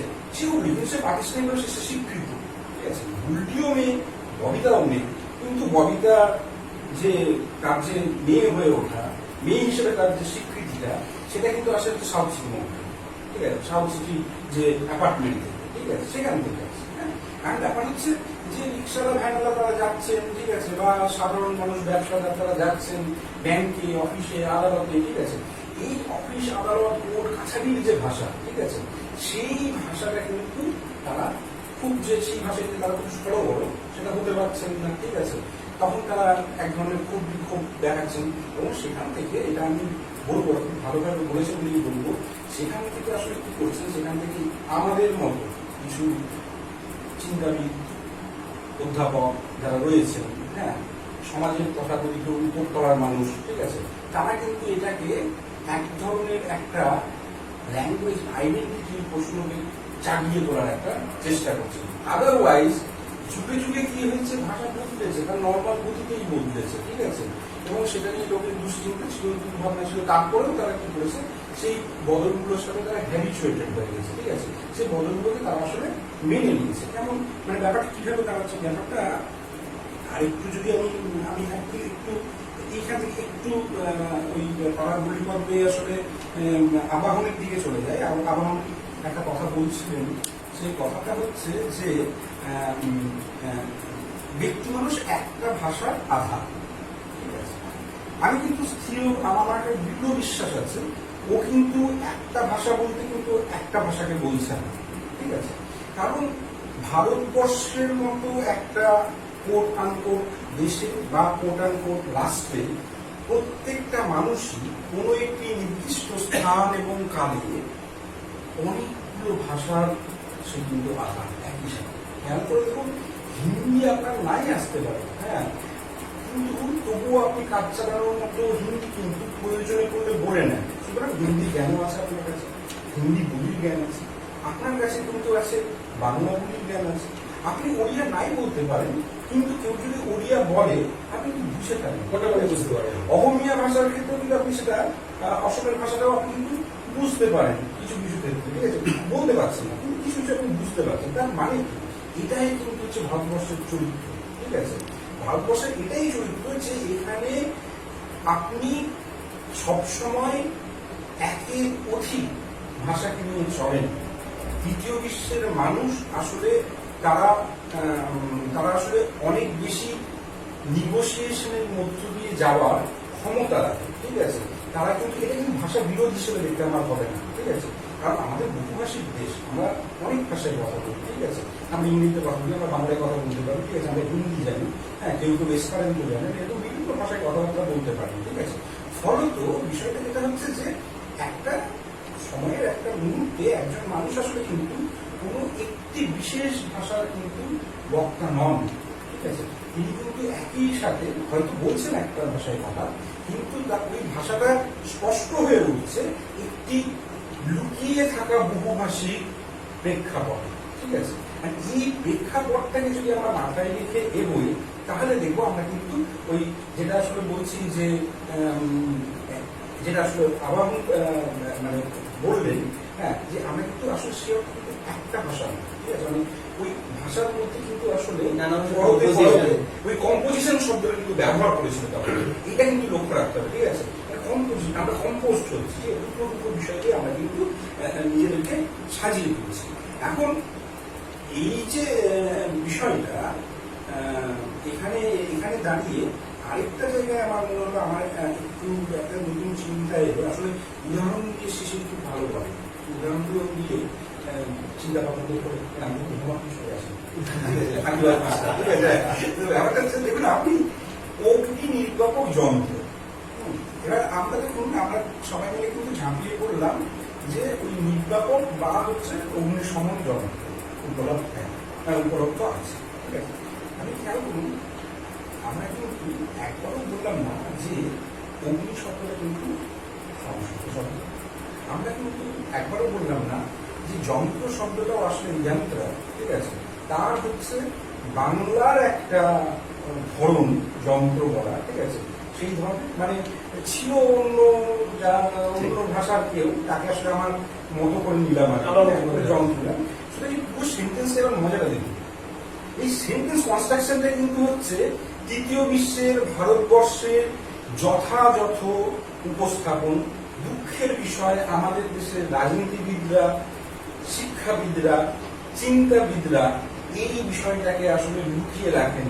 এনারা বলেন না যে ভারতবর্ষের যে ফেব্রিক, ভারতবর্ষের যে গুণট, এই গুণটটাও কিন্তু এইরকম। এটা কিন্তু কেবল ভারতবর্ষের ক্ষেত্রে সত্য তা নয়, এটা কিন্তু পৃথিবীর যে কোনো দেশের জন্যই সত্য। আরেকটা বিষয়, আমার বছর 1.5 আগে আবাহনের সাথে কাজ করার একটা সুযোগ হয়েছিল। সেই সময় আমরা একটা ডকুমেন্ট করেছিলাম, যে ডকুমেন্টটা খুব ইন্টারেস্টিং। সেটা হচ্ছে আমাদের যে ফিক্তি আছে, ঠিক আছে, chamber of commerce, federation of Indian chamber of commerce খুব অদ্ভুত হয়েছিল। মেয়েকে স্কুলে গিয়ে ফিরছি, হঠাৎ করে একটা ফোন এলো, অভিজ্ঞকে তার নামটা হলো কুন্দা। ঠিক আছে, আমি ফিরতে বলছি আপনার সাথে আপনি কথা বলেন, এরকম একটা ব্যাপার বুঝতেই পারছেন। হ্যাঁ, একটা ছাপোষা বাঙালি শ্রমিক কর্মকার, হ্যাঁ, যে আসলে কুন্দরা টিভিতে কিছু কথা বলতে চাইছে, তুমি ঘাবড়িয়ে না, আপনি না দীর্ঘ ঘন্টা পরে কথা বলবেন, এরকম একটা ব্যাপার। হ্যাঁ, তো সে যাও গ্রাম বিশ্ববিদ্যালয়ে নিজের ঘর নেই, ওখানে একটা মোটামুটি একটা বসার জায়গা আছে আমাদের, সেখানে বসলাম ঠান্ডা মাথায়, লোকজনকে বের করে দিয়ে কথা বলতে হবে, প্রস্তাবটা অদ্ভুত প্রস্তাব। ঠিক আছে, এই যে এতদিন আমাদের ধারণা ছিল না যে একটা আপনার মাল্টি ন্যাশনাল বহুজাতিক কোম্পানিতে বা একটা বেশ এই চেম্বার অফ কমার্সের মতো জায়গায় যদি চাকরি পেতে হয়, তাহলে ঝটপট ঝরঝর করে একদম ইংরেজি, সেটাও আবার বাইরে ব্রিটিশ অ্যাকসেন্ট বা আমেরিকান অ্যাকসেন্টে কথা বলতে হবে। ওরা কিন্তু এই ব্যাপারটা থেকে আস্তে আস্তে ঢেলে বেরিয়ে আসছে। ওরা আসলে ইন্ডিয়ান ল্যাঙ্গুয়েজগুলোকে নিয়ে ওরা ভাবিত। ওরা ইনফ্যাক্ট আমাকে যেটা বললেন সেটা খুব ইন্টারেস্টিং, সেটা হচ্ছে আমরা কিন্তু এখন ইনসিস্ট করছি আমাদের অফিসে হিন্দি ইংলিশ মিলিয়ে কথা বলি, ঠিক আছে, বাংলা ইংলিশ মিলিয়ে কথা বলি, ঠিক আছে, এই যে এখন মিশ্রণের কথা, আগের কথা বলি, ভাষা সত্যি সবসময় একটা মিশ্র লাগে, ঠিক আছে, হ্যাঁ, ভাষা সবসময় এক ধরনের একটা ওই ঝালমুড়ির মতো লাগে, যেমন ভালো লাগে, ঠিক আছে, হ্যাঁ। তো ওখানে ওনারা এটা ইনসিস্ট করছিল এবং এটা কিন্তু তখন ফিরতে শুরু করেছিল। এখন এটা কিন্তু মানে আমাদের ভারত সরকারের আসলে স্বঘোষিত একটা হচ্ছে, মানে এটা নীতির মধ্যে চলে আসছে ক্রমশ আস্তে আস্তে। কেন আসছে? আসছে একটাই কারণ, আগে আপনি মোবাইল ফোনে মেসেজটা করতে হলে, এখনো করি আপনি দেখুন, এটা হচ্ছে একটা ভাষা, যদি আমরা ওই কোট আনকোট ভাষার ফাইল লাইনে যেতে চাই, ঠিক আছে, মেসেজ করবেন, বলেন বাংলায় টাইপ করে মেসেজ করবেন, বাংলা বর্ণমালাগুলো কাটা কি করছি, ইংরেজি বর্ণমালা আপনি না অভ্যস করুন। আমি খেয়াল করে দেখুন, এই যে মোবাইল ফোনের মধ্য দিয়ে আমরা যা যা ব্যবহার করতে পারি তার বেশিরভাগ জিনিস একসময় উপলব্ধ ছিল কিসে, আবাদিত কিসে, ইংরেজি ভাষা, ঠিক আছে। এবার সেই ইংরেজি ভাষার মার্কেটটা পুঁজির প্রশ্নে আসছে, ইংরেজি ভাষার মার্কেটটা কিন্তু ক্রমশ আস্তে আস্তে নিঃশেষিত হয়ে যাচ্ছে, ঠিক আছে। আর অন্যান্য ভাষার মার্কেটগুলো কিন্তু আস্তে আস্তে কি হচ্ছে, আরো ফ্লারিশ করছে, সেই মার্কেটগুলো আসলে ওদের দিক থেকেও কিন্তু খুঁজে দেখার একটা প্রশ্ন তৈরি হচ্ছে, ঠিক আছে। ফলত ওরা চাইছে বাংলায় কিবোর্ড তৈরি হোক, ঠিক আছে, হ্যাঁ, বাংলায় অটোমেটিক ট্রান্সলেশন শিশির যেটা বলুন, ভুলভ্রান্তি নিয়েও সেটা তাও কিছু না হলেও হচ্ছে 60% মতো একটা এফিসিয়েন্সি নিয়ে চলতে পারছে, ঠিক আছে, আস্তে আস্তে বাড়াচ্ছে তারা ওটা, ঠিক আছে। কেন করছে? এবং এই যে বলছে যে এই যে চাষিরা কি কি তথ্য তাদের দরকার, সেই তথ্যগুলো তারা যাতে মোবাইল ফোন দিয়ে খুব সহজভাবে যাতে অ্যাক্সেস করতে পারে সেটা দেখতে হবে। আচ্ছা, ওরা কি খুব চাষি দল বিরোধী না? একদম হয়নি। চাষি দলকে আগে ছিল না, এখন ছিল না, থাকলে কিন্তু দড়ি ধরে ঝুলে পড়ার গল্পগুলো নিয়ে চর্চা হতো। ওরা আসলে তাদের দলকে উঠছে একটাই কারণ, তার কারণ জানেন, সেটা কারণটা কি? কারণটা হচ্ছে ভাষায় তথ্য কিন্তু পাওয়া যায়, ঠিক আছে। তাহলে সেই চাষিটা কি করবে, সে চাইবে একটা মোবাইল ইউজ করবে, একটা বেটার মোবাইল ইউজ করে যদি একদম ভিডিও দেখে দেখা যায় সেটা ব্যবহার করতে চাই, ঠিক আছে। ফলত ভাষা কিন্তু এখন আর ভাষা নয়। আমি কিন্তু ভাষার দুই ধারাবাহিকতা মাথায় রেখে বলছি, ভাষা কিন্তু এখন হয়ে উঠেছে পুঁজি আরেক নাম, ঠিক আছে। মানে এটা যে আমি বলছি তা নয়, এটা একজন সাহেব মশাই ছিলেন, বর্গীয় নাম, তার কিন্তু একটা বই আছে যে বইটার নাম ছিল আবাহনের সময় কাজ করে, আবাহনের সাথে কাজ করার সত্যি জেনেছিলাম সিম্বলিক ক্যাপিটাল, ঠিক আছে। এবং এটাই কিন্তু যেমন ক্যাপিটাল হয়ে উঠছে, মানে ভাষা, মানে ভাষাতে তথ্য থাকে, আপনি তথ্য আদান প্রদান করবেন, ঠিক আছে, আপনি তথ্য দেওয়া নেওয়া করবেন, ঠিক আছে, কেনা বেচা করবেন। ভাষা কিন্তু এখন আর আপনার কেবলমাত্র ভাব প্রকাশের আর মাধ্যম নয়, ভাষা কিন্তু হয়ে উঠছে পণ্য, ভাষা কেনা বেচা, ঠিক আছে, ভাষাকে বিক্রি করা, ঠিক আছে, হ্যাঁ। আর বলি সে যেমন আছে সেসব চলবে। এখানে একটা ছোট পয়েন্ট আমার যোগ করার কথা মনে হলো, সেটা হচ্ছে যে এই যে ভাষা আরো নতুন নতুন ক্ষেত্রে, মানে পুঁজির যদি আমি তাকে ভাবি যে নতুন নতুন ক্ষেত্রে যেতে চাইছে, তার কারণ হচ্ছে যে এতদিন যা পুঁজি ছিল, অর্থাৎ যদি আমি সেটাকে ইংরেজি বলি, সেটা মার্কেট যেমন এক জায়গায় স্যাচুরেটেড হয়ে যায়, ভাষার ক্ষেত্রেও সেটা একটা স্যাচুরেশন পয়েন্টে পৌঁছে গেছে, যেখানে তার আর এক্সপ্লোর করার কিছু নেই। এখানে ভাষা বা এই পুঁজি, সে যেহেতু আরো নতুন নতুন ফিল্ডে এক্সপ্লোর করতে চাইছে, কারণ তাকে আরো ফ্লারিশ করতে হবে, তাকে আরো তার পুঁজি আরো যেহেতু বাড়াতে হবে, তার সারপ্লাস আরো বাড়াতে হবে, সেই কারণে সে আরো নতুন নতুন ক্ষেত্র খোঁজার জন্য আসলে এই ভার্নাকুলার গুলোকে বা এই আঞ্চলিক ভাষাগুলোকে সেই ক্ষেত্রগুলোতে বিভিন্ন অ্যাভিনিউ ধরে প্রবেশ করার চেষ্টা করছে। ভাষা ইকুয়াল টু পুঁজি, এই প্রসঙ্গটাতে এইটুকু পয়েন্ট একটু যোগ করতে। আর এইটার সূত্রে যেটা হয়েছে সেটা হচ্ছে 21 শতকীয় বাঙালি, 20 শতকের একেবারে শেষ পাদ থেকে 21 শতকের বাঙালি একটি অদ্ভুত জাতিতে পরিণত হয়েছে। আমি জানি না পৃথিবীতে আর কোনো জাতি আছে কিনা, সত্যি যে ওই ভাষা এবং পুঁজির প্রশ্নটা সে দেখলো যে আসলে ভাষাটা ঢুকছে যার কাছে পুঁজি আছে সে তো পুঁজিপতি আছে, তাহলে পুঁজিপতি শব্দটাই ব্যবহার করে বলি। যদি পুঁজিপতি যে ভাষাটাকে বা যে ভাষাগুলোকে চালাতে চাইছেন, সে সেটার সূত্রে আরো এক ধাপ এগিয়ে নিজের ভাষাটাকে কেন যেন একটু পেছনের দিকে ঠেলে দিল আর কি। মানে ছাগলের পঞ্চম সন্তানটির মতো সে নিজের ভাষাটিকে ভাবতে শুরু করলো, এবং সে হঠাৎ করে ওই যে মানে চালিয়ে যাওয়া ভাষাগুলোকে সে হঠাৎ করে মানসিকভাবে ভাবতে শুরু করলো। ওরা বোধহয় বেশি চলছে বলে বা মালিক পক্ষ বেশি চালাচ্ছে বলে ওই ভাষাগুলো হয়তো বুঝি আমার ভাষার থেকে হয়তো একটু ভালো। এই কারণে আমি জানি না এটাই অর্থ মানে ব্যাখ্যা কিনা আমি বলতে পারবো না, আমি সেটা এখনো হয়তো সেটা সময় বলবে বা তাত্ত্বিকরা বলবেন, কিন্তু হয়তো এটা কোথাও এই কারণটা লুকিয়ে আছে যে এই যে আমরা বলি যে বাংলা মিডিয়ামে কেন ছেলে মেয়েদেরকে পড়াবো না ভাই, ইংরেজি মিডিয়ামেই কেন? এবার একটা তো উত্তর হতে পারে ইংরেজি মিডিয়াম স্কুলগুলো ভালো তাই ব্যাস, ওদের পরিষেবা ভালো, ওদের সমস্ত কিছু ভালো, ব্যাস আমি আমার ছেলে মেয়েকে তো একটা ভালো জায়গাতেই পড়াবো।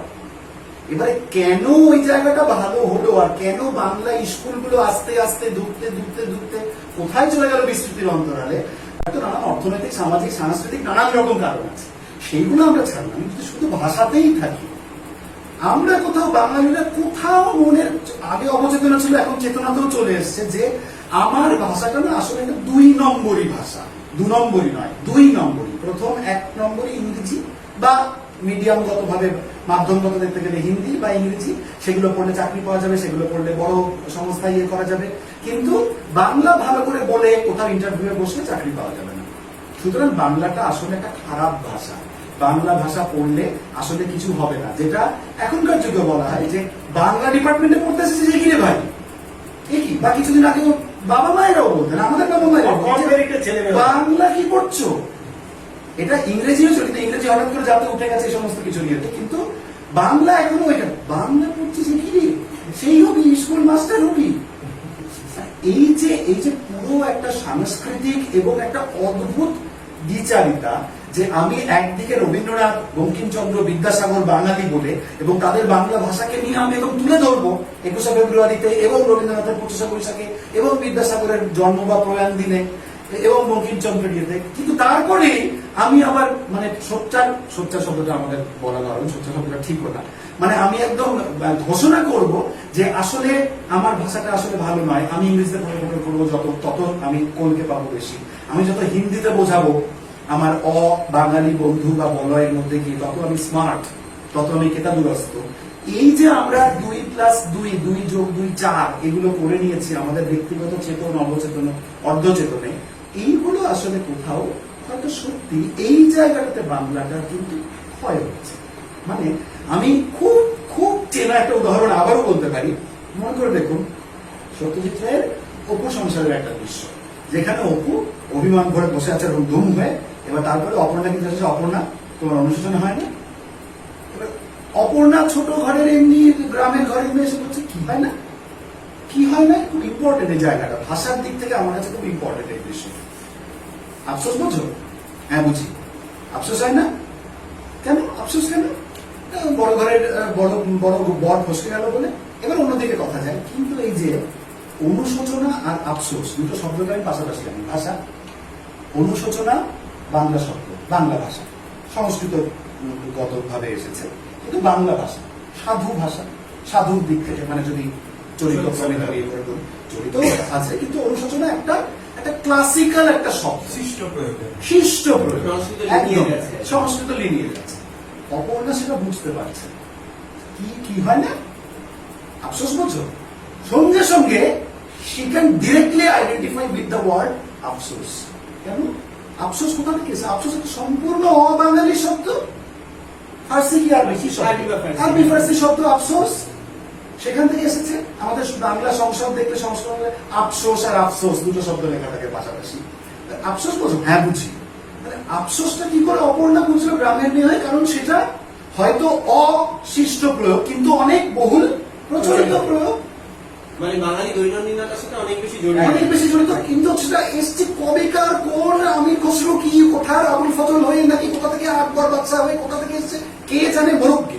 কিন্তু গ্রামে তো ঢুকে গেছে। সেটা আমার লজ্জে আমার রক্তে ঢুকে গেছে, যার কারণে এটা আমার কাছে খুব ইম্পর্টেন্ট ভাষার দিকটা, যে আজকে যদি কেউ বোঝে, আজকে সত্যি দেখুন খুব কি আইরনিক, আজকে কেউ কিন্তু অনুশোচনা শব্দটা বলবে না আক্ষরিক অর্থে, সে আফসোসটাই বলবে।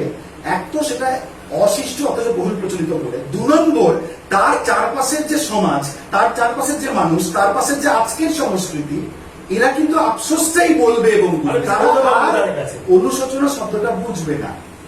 কিন্তু ওই দৃশ্যটার শেষেই অপর্ণা বলেছিল, যখন দৃশ্যটা শেষ হয়, যে তুমি ওই যে টিউশনটা আছে সেটা তুমি ছেড়ে দাও, তখন আমার গরিব বর তাড়াতাড়ি বাড়ি ছেড়ে আসবে আর শেষ করে, আর আমারও কোনো অনুশোচনা থাকবে না। তখন অপুর মুখে হাসিটা ফুটে ওঠে। কারণ কেন, আসলে ওর জয়টা একই সঙ্গে ওর স্ত্রীর দিক থেকে, ওর অনুভবের দিক থেকে জয়, কিন্তু শব্দটারও কোথাও জয় হয়। আসলে অনুশোচনা শব্দটাও এই পুরো একটা মান অভিমানের পর্বের মধ্য থেকে একটা মিলনান্ত দৃশ্যের মধ্য দিয়ে অনুশোচনা শব্দটাও কিন্তু জয়ী হলো, সে কিন্তু থাকলো। আফসোস শব্দটার পাশাপাশি অনুশোচনা শব্দটা ফুল গ্লোরিতে সহাবস্থান। এই সহাবস্থানটা আজকের বাঙালি শুধু হারাচ্ছে না, সে ইচ্ছাকৃতভাবে এক গুচ্ছ শব্দকে সরিয়ে দিচ্ছে আর অন্য গুচ্ছ শব্দকে মানে কারেন্সি দিচ্ছে, প্রচার দিচ্ছে বা বেগ দিচ্ছে, আর কিছু শব্দগুচ্ছকে সে বর্জন করছে ইচ্ছাকৃতভাবে বা অন্য ভেস্টেড ইন্টারেস্টে। যে এই শব্দটা আমি যদি বসের সামনে বলি, বা এই শব্দ যদি আমি ট্যাক্সি ড্রাইভারের সামনে বলি, বা আমি যদি গিয়ে বলি যে একই আপনি হিন্দি বাংলাতে জানেন না, ব্যাংকের কাউন্টারে গিয়ে আপনার অনুশোচনা হচ্ছে না, সে হা করে দেখে কি অনুশোচনা, কি বলছেন। সুতরাং আমি হয়তো ইচ্ছে করে আমি অনুশোচনা শব্দটাকে আমার মানসিক অভিধান থেকে চিরদিনের জন্য বর্জন করে দিচ্ছি। এইটা আমার কাছে বাংলার অবক্ষয়, যে আমার বাংলাতে কেন, যেমন সত্যজিতের অপুর সংসারে আফসোস আর অনুশোচনা একদম সমানভাবে ঘর সংসার করছিল অপু আর অপর্ণার মতো, সেই রকম ভাবে কেন অনুশোচনা আর আফসোস আজকের বাংলাতে থাকবে, এই জায়গাটা আমার একটু কষ্ট।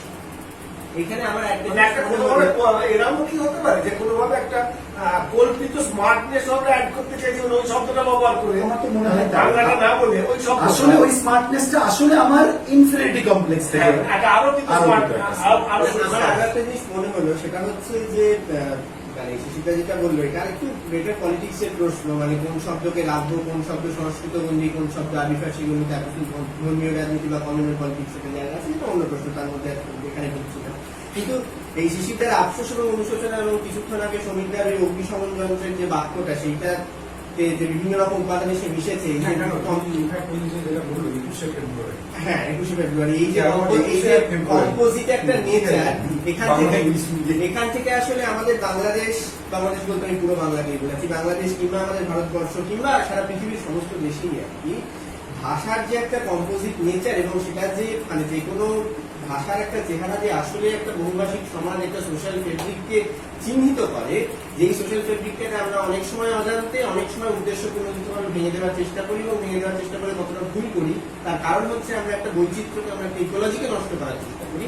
সেইটা বোধহয় আরেকবার মনে করার সময়, এখানে অনুশোচনা এবং আফসোস দুটি শব্দ পাশাপাশি ব্যবহার হচ্ছে, কিংবা অগ্নি নির্বাপক যন্ত্র এখানে রাখা আছে বা এখানে উপলব্ধ আছে, যার মধ্যে অনেকগুলো ভাষার অনেকগুলো লিনিয়েজ এসে পাশাপাশি মিশে যাচ্ছে এবং এত সুন্দর খাপ খেয়ে যাচ্ছে যে প্রত্যেকটা যে আলাদা উপাদান একসময় ছিল সেটা আমাদের মাথাতেই থাকছে না।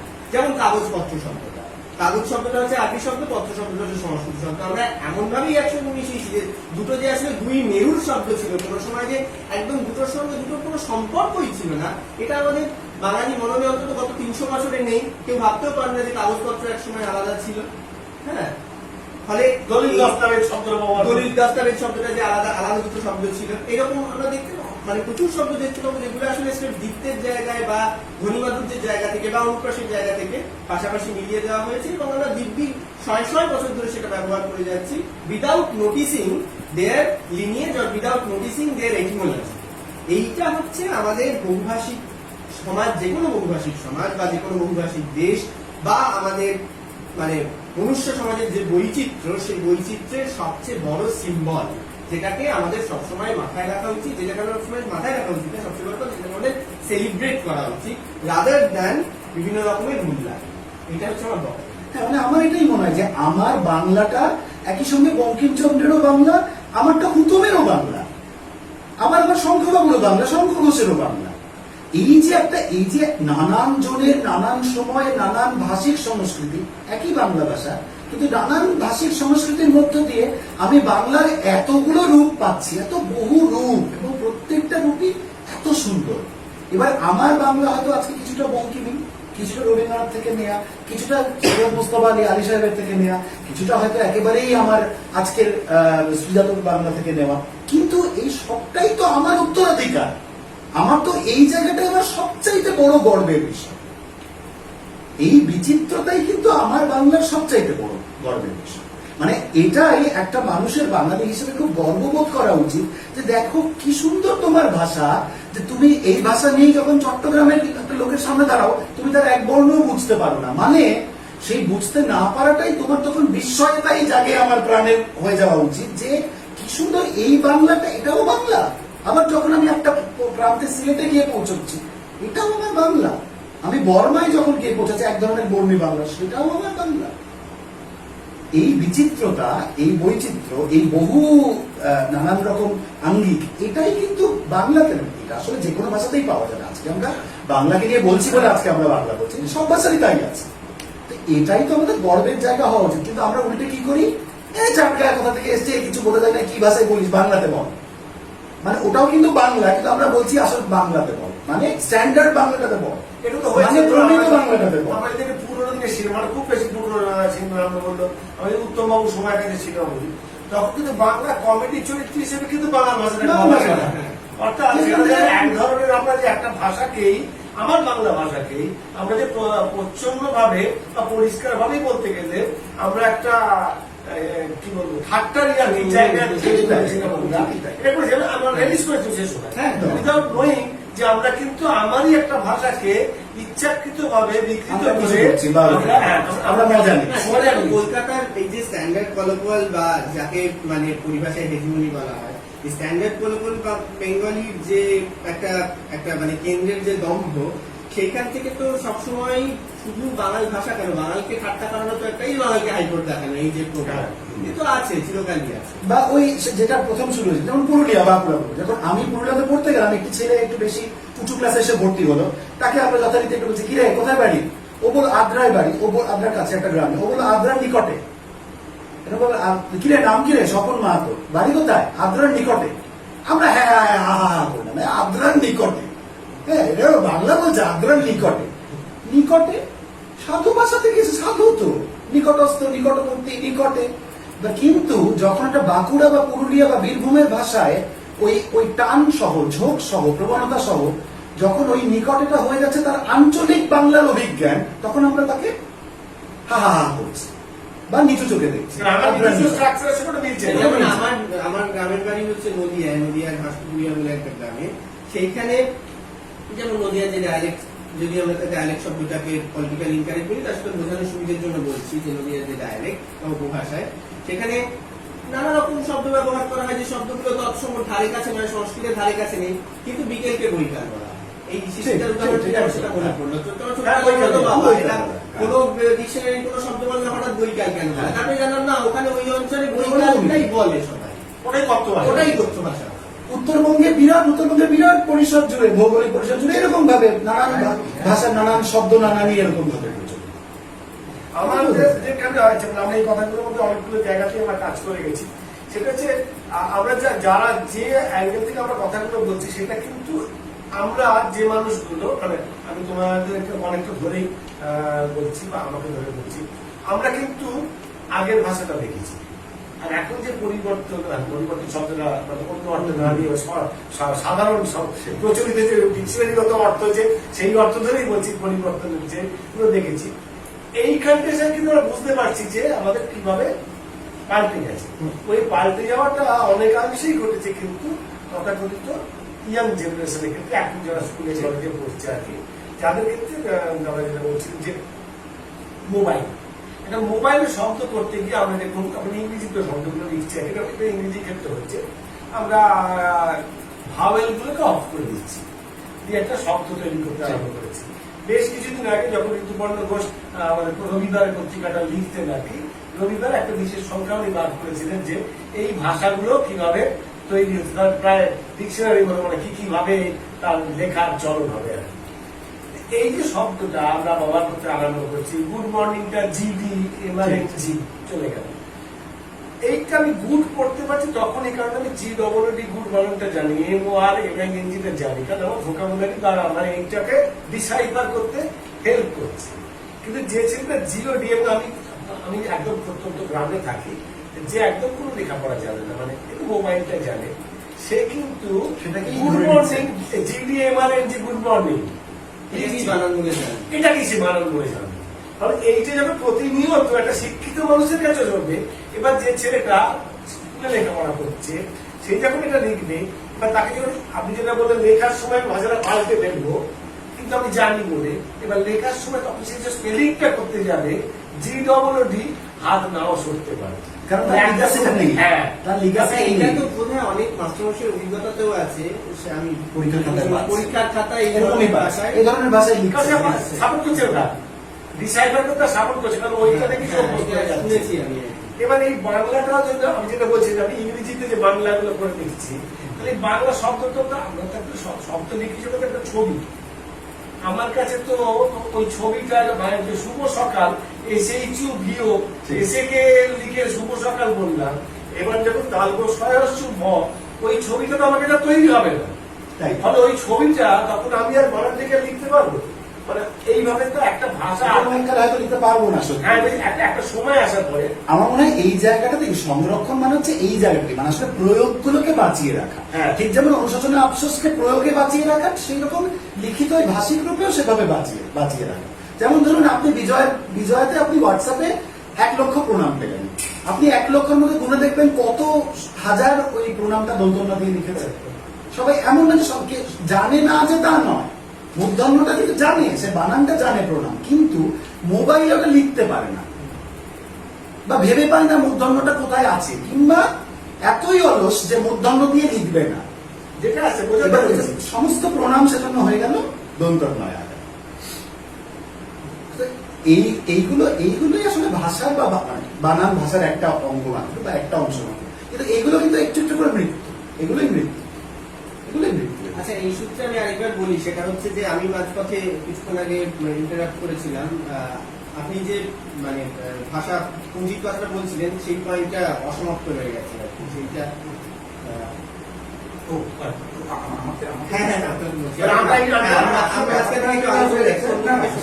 আমার আসলে যেটা মনে হচ্ছে যখন আমি ভাষা হয়, হ্যাঁ, এটাকে যদি বুঝতে গেলে আমি সার্বিকভাবে বুঝতে চাই, ঠিক আছে? আর যদি কেবলমাত্র ওই মল কালচারের লোকেদের ভাষাটাকে নিয়ে যদি চিন্তিত করি, তাহলে আমি ডেফিনেটলি ভাষা করে সম্পর্কে আমি একটু চিন্তিত নই। তার কারণ এটা কোনোদিন এমনটা নয় যে পশ্চিমবঙ্গের লোকেরা বাংলা ভাষা নিয়ে চিন্তিত। আপনি মহারাষ্ট্রে যান, ওরা চিন্তিত। আপনি কাশ্মীরে যান, ওরা চিন্তিত। আপনি কেরালে যান, ওরা চিন্তিত। এখন খেয়াল করে দেখবেন, যদি আমরা একটু ইতিহাসের দিকে যাই, আমি দেখব যেটা এই যে ভাষাভিত্তিক পরিচিতির ব্যাপারটা এবং ভাষার বিশুদ্ধতার যে বিষয়টা নিয়ে কিছু করে চিন্তিত হয়ে ওঠা, এটা কিন্তু খুব সাম্প্রতিক অতীতের ঘটনা। এবং ঠিক যেভাবে রাষ্ট্র নিজেকে সংহত করেছে, ঠিক সেভাবেই কিন্তু কি হয়েছে, ভাষা নিয়ে যে উদ্বেগ, ঠিক আছে, সেটা আসলে তৈরি হতে হয়ে গেছে, নানা রঙের মধ্যে গেছে। কারণ রাষ্ট্রের সাথে জাতির প্রশ্ন চলে আসে, দেশের প্রশ্ন চলে আসে, এক ভাষা এক জাতি এক সংস্কৃতি, এরকম বিষয়গুলো যেহেতু চলে আসে, এবং তার সাথে আধুনিক যে কি বলবো বাজার ব্যবস্থা, উৎপাদন ব্যবস্থা, এসব কানেক্টেড। তো এখানে যেটা হয় সেটা হচ্ছে যে ইকোসিস্টেমটাকে ঠিক যেভাবে সংহত করতে করতে যাচ্ছে, ঠিক শেষেভাবে কিন্তু এই ভাষা নিয়ে উদ্বেগ শুরু হয়েছে। কারণ তো আমার কাছে যেটা মনে হয়, মানে ঠিক যেখানে আসলে আমি যেখানেই যাই বা যখনই আমি আড্ডায় বসি, আলোচনা হয়, তখন আমি আসলে একটা জায়গাকে আসলে আমি নিজের জন্য বুঝতে চাই। সেটা হচ্ছে যে এই ভাষা নিয়ে যেটা উদ্বেগ সেটা আসলে কি করে কোন সময় আমাদের অজান্তে, হ্যাঁ, এক ধরনের একটা অসহিষ্ণুতায় পৌঁছে যাচ্ছে। ঠিক আছে, যে অসহিষ্ণুতা কিন্তু এমন একটা রাষ্ট্র, এমন একটা জাতি, এমন একটা দেশের জন্ম দিচ্ছে যেটা কিন্তু বন্ধু। ঠিক আছে, কারণ দেখুন যতদিন রাষ্ট্র ছিল না ততদিন হচ্ছে কটা ভাষা আছে কি আছে এসব ওরা বলতে কিছু করতো না। এখন আপনি একটু নাড়াঘাটা করেন, একটু সেন্সাস রিপোর্ট দেখেন, দেখবেন কত ভাষা আছে। কেউ বলবে 996, কেউ বলবে 1600, কেউ বলবে 1700, কেউ বলবে 1800। ঠিক আছে, বিভিন্ন জন বিভিন্ন পরিসংখ্যান থেকে নামাতে বিভিন্ন জন বিভিন্ন রকম ভাষা সংখ্যা বলতে শুরু। কেন এরকম ব্যাপার?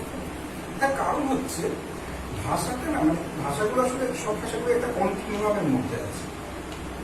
এবার এক ধরনের একটা কি বলবো, মানে এক ধরনের একটা ধারাবাহিকতার মধ্যে তারা আসলে আছে। এবার সেই ধারাবাহিক ব্যাপারটাকে আপনি কত রকম ভাবে কাটতে পারেন, টুকরো টুকরো করতে পারেন। এটা কিন্তু সাধারণ মানুষের এজেন্ডা ছিল না কোনোদিন।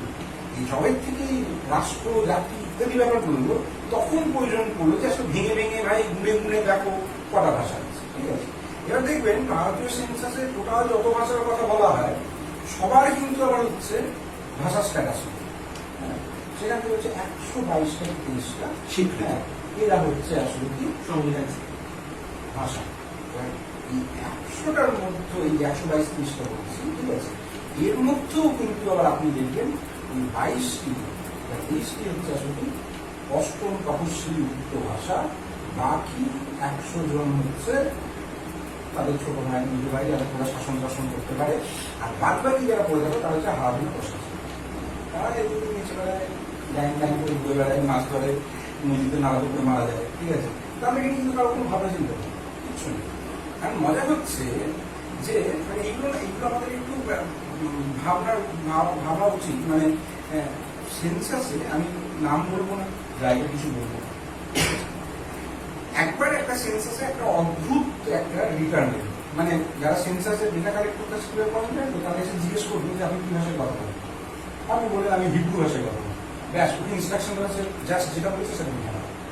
তোমার এমন কোনো রাইট নেই যে তুমি সেটা আবার টেস্ট করতে পারবে। আচ্ছা বলুন তুমি কি হিব্রু বলেন কি, করতে দেবে না। ঠিক আছে, যেটা বলেছে সেটা রিটার্নটা লিখে নাও। একবার কি হলো, এইরকমই একটি ভাষা রিটার্ন এসেছিল, এটা খুব অদ্ভুতভাবে একটা জায়গা থেকে উত্তর ভারতের কোনো একটা জায়গা থেকে আসে। আসার পরে যেটা হলো সেটা তো আরো ভারী অদ্ভুত। সঙ্গে সঙ্গে সরকারের যারা আভ্যন্তরীণ, দেশের আভ্যন্তরীণ প্রতিরক্ষা ব্যবস্থাকে যারা দেখে তারা নড়ে চড়ে বসে। ঠিক আছে, নড়ে চড়ে বসে তারা দিল্লি ইউনিভার্সিটি, হ্যাঁ, বা জেএনইউ কোনো একজন ভাষাতত্ত্বের অধ্যাপকের যোগাযোগ করলেন, বললেন এটা খুব কনফিডেন্সিয়াল কাজ, কোনো একটা অদ্ভুত একটা রিটার্ন এসছে, এটা আমাকে দেখতে হবে। এটা মনে হচ্ছে ইন্টারনাল ক্ষতি করে, মানে জানতে পারে যেমন ক্ষতি করে তেমন ক্ষতি করে। ঠিক আছে, এখন কি বলা হলো, ছাত্রদের পাঠানো, হ্যাঁ, তারা গেল। তারা যাবে যখন সেও এক অদ্ভুত ব্যাপার হচ্ছে, লাল বাড়ি করতে যাবে, মানে জানতে এসছে কি ভাষায় কথা বলছে। ঠিক আছে, তার জন্য ওইভাবে আমরা বুঝি না। হ্যাঁ, ওইভাবে বলো, মানে ভয়ঙ্কর ব্যাপার আছে, মানে ওই রকম একটা রিটার্ন এলো কি করে ওখান থেকে। ঠিক আছে, এটা নিয়ে চিন্তিত এবং বেশ কিছু লোক পড়েছে। হ্যাঁ, তারপরে সেটা একটা রিপোর্ট জমা করবে এবং মুখ্যের বিষয় সেটা হচ্ছে রিপোর্টটি ভীষণ কনফিডেন্সিয়াল, যেটা কোনোদিন সেটা প্রকাশ পাবে না। ঠিক আছে, সেটা সেইভাবে রয়ে গেল। সেই ভাষাটা টিভিতে এসলো, তার আগেও আর কেউ কোনোদিন কিচ্ছু বলবে না। সবচেয়ে বেশি ইনফ্যাক্ট যিনি এই কাজটার সাথে যুক্ত হয়েছিল তিনি আমাদেরকে চেনাশোনা আবাহনও বোধহয় জানেন। হ্যাঁ, সেই রকম একজন ভদ্রলোক আর কি। হ্যাঁ, তিনি তার ছাত্রাবস্থায় এই কাজটি করেছিলেন। এখন এটা একটা ঘটনা। আরেকটা ঘটনা বলি, উত্তরবঙ্গে এবং বলছিল ভাষা বলছিল, উত্তরবঙ্গের ভাষা বলছিল মারাত্মক ভাষা বলছিল। ঠিক আছে, তো ওখানে বিভিন্ন সংস্কৃতির সমন্বয় হয়েছে, চা বাগান থেকে নিয়ে। তো ওখানে টোটোপাড়া বলে একটা জায়গা আছে। টোটোরা হচ্ছে কি না বিপন্ন ভাষার মধ্যে উপজাতি। এখন বিষয় হচ্ছে সেখানে এক অদ্ভুত ভদ্রলোক আছে, ধনীরাম করে। ঠিক আছে, হ্যাঁ, তিনি ওই জঙ্গল পাহাড়েই থাকেন, কিন্তু তার নাম কিন্তু রেফার করা থাকে অক্সফোর্ডের বইতে। ঠিক আছে, কেমব্রিজ থেকে গ্রহণ করে। ঠিক আছে, কি হয়, সবাই ভাষাটা চর্চা করে, গ্রামার লেখার চেষ্টা করে, ব্যাকরণ লেখার চেষ্টা করে এবং বিভিন্ন প্রকাশ করার চেষ্টা করে এবং তার কাছ থেকে ডেটা নেই এবং নিয়ে তারপরে সুতরাং তাকে কৃতজ্ঞতা স্বীকার করে, তার ছবি সহ থাকে, এগুলো সব থাকে। তো এই ভদ্রলোক একদিন যেটা ঠিক করলেন যে খুব স্বাভাবিক শিক্ষিত লোকদের সাথে কথা বলছেন, তার মনে হলো যে ভাই ওদের ভাষার স্ক্রিপ্ট আছে, আমার ভাষার কোনো স্ক্রিপ্ট হবে বলে উনি কিন্তু নিজের মতো একটা ওনার স্ক্রিপ্ট বানাবেন, যেটা কিন্তু না বাংলা, না হিন্দি, না ইংরেজি, আর রোমান একটা। এবার আমাদেরকে বলে যে স্যার আপনারা তো শিক্ষিত লোকজন, আপনার খুব পাওয়া, হ্যাঁ এইটাকে হচ্ছে এই স্ক্রিপ্টে কিন্তু এখানে পাড়ার সমস্ত সামনে যেই বললেন, হ্যাঁ আমাদের মতো যারা আসলে ওখানে গেলেন তথ্য আহরণ করতে, এটা কারেক্ট সব বন্ধ হয়ে গেল। কেউ নেই, বুঝতে চাইছে সব হয়। কেন বলুন তো? তার কারণ হচ্ছে আপনি দেখবেন মজার জিনিস, এই যে অষ্টম তপস্বীতে যে ভাষাগুলো যুক্ত রয়েছে, তাই 122টা বলছি, 15টা বলছি, ঠিক আছে, এটা কিন্তু প্রতি 4 বছরে 5 বছর পরিবর্তন হতে পারে, ঠিক আছে।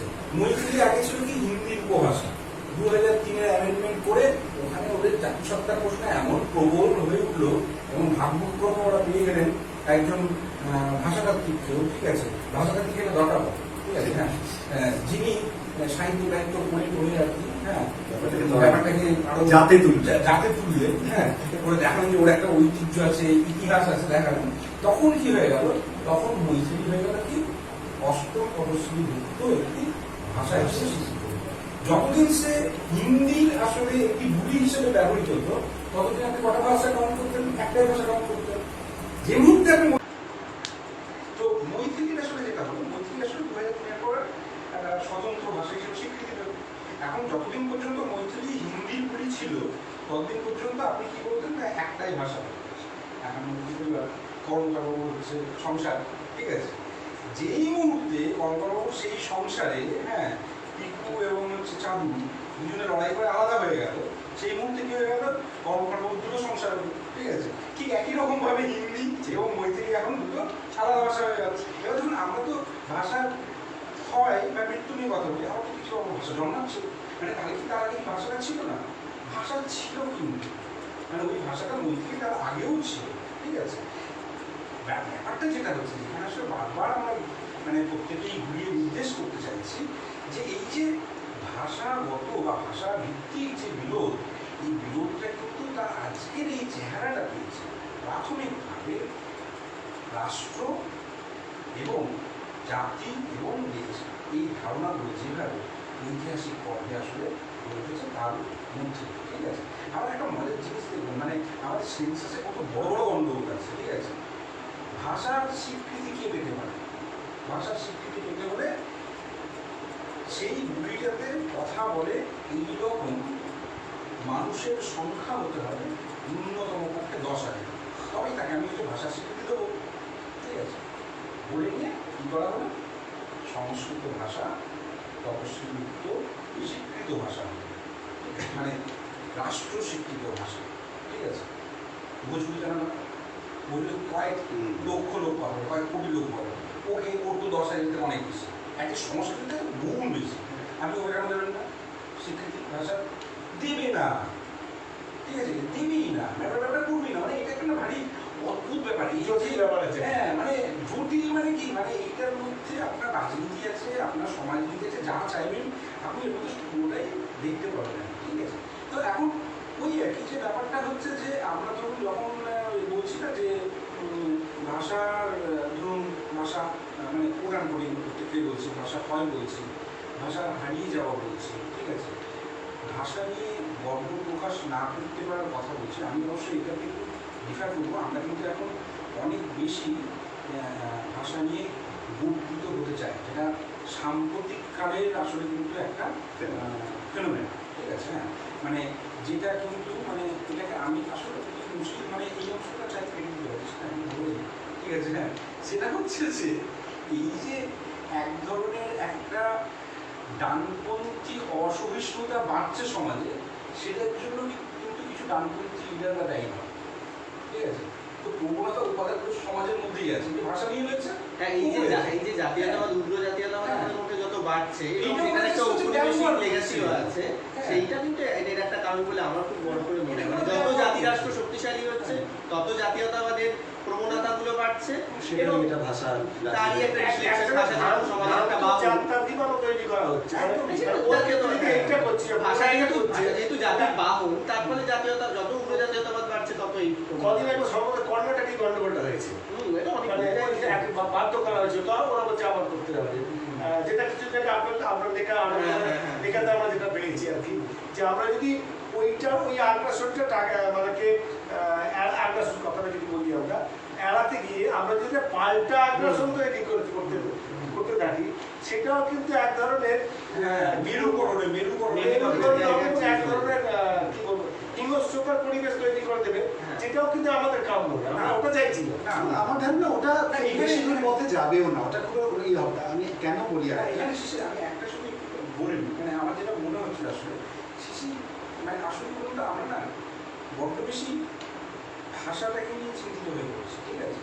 কিন্তু দেখুন আমি কতগুলো অবাক হচ্ছিলাম শুনতে, হ্যাঁ, মানে শিশি কি চমৎকারভাবে, হ্যাঁ, ও একটা সিনেমা থেকে অনুশোচনা এবং আফসোস নিয়ে একটা বক্তব্য নিয়ে কিন্তু হাজির হলো। আমি শিওর শিশি এর জন্য কোনো হোমওয়ার্ক করেন, মানে হোমওয়ার্ক করেও এতটা বলতেই পারতো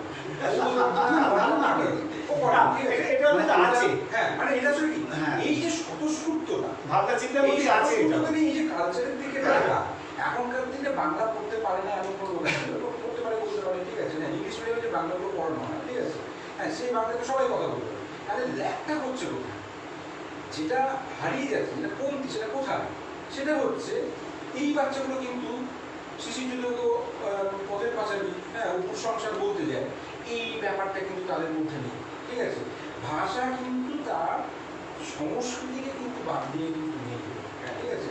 মুশকিলটা হয়ে যাচ্ছে যেটা, সেটা হচ্ছে যে জনমানসে এরকম একটা আইডিয়া আছে যে ভাষা যেন বা সংস্কৃতি বিবিধ একটা ব্যাপার। মানে শিশুদের আরেকটা উদাহরণ ফিরে যায়, পড়তে গেছে বাংলা নিয়ে, বাংলা বুঝছিস কি হবে, আচ্ছা জিজ্ঞেস করতে আপনি বাংলা বুঝছিস না কি করছে, আর উনি জানেনই না যে বাংলা পড়ছে মানে অবশ্যই বাংলা সাহিত্য পড়ছে, উনি জানেনই না যে বাংলা পড়ছে মানে বাংলা সাহিত্য নয়, হচ্ছে সাহিত্য তত্ত্ব পড়ছে, ঠিক আছে?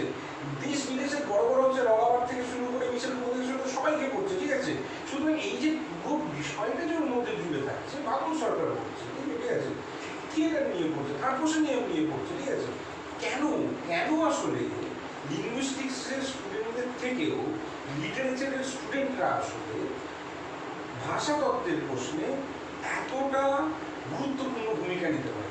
একটাই কারণ ওদের পাগুলো গাঁথা থাকে আসলে সংস্কৃতির মধ্যে থাকে, দেশ এবং জাতের যে ইতিহাস তার মধ্যে থাকে। কারণ এই সমস্যাটা হচ্ছে আমাদের যেটা মানে এর বাইরে যেগুলো আসলে পড়া হয়, ইংলিশ মিডিয়াম যেগুলো পড়ানো হয়, ওদের পড়ানো যতটা না হচ্ছে এই সংস্কৃতি সম্বন্ধে সচেতন করা, তার থেকে হচ্ছে ভাষা একটি যোগাযোগের মাধ্যম, এই শেখা।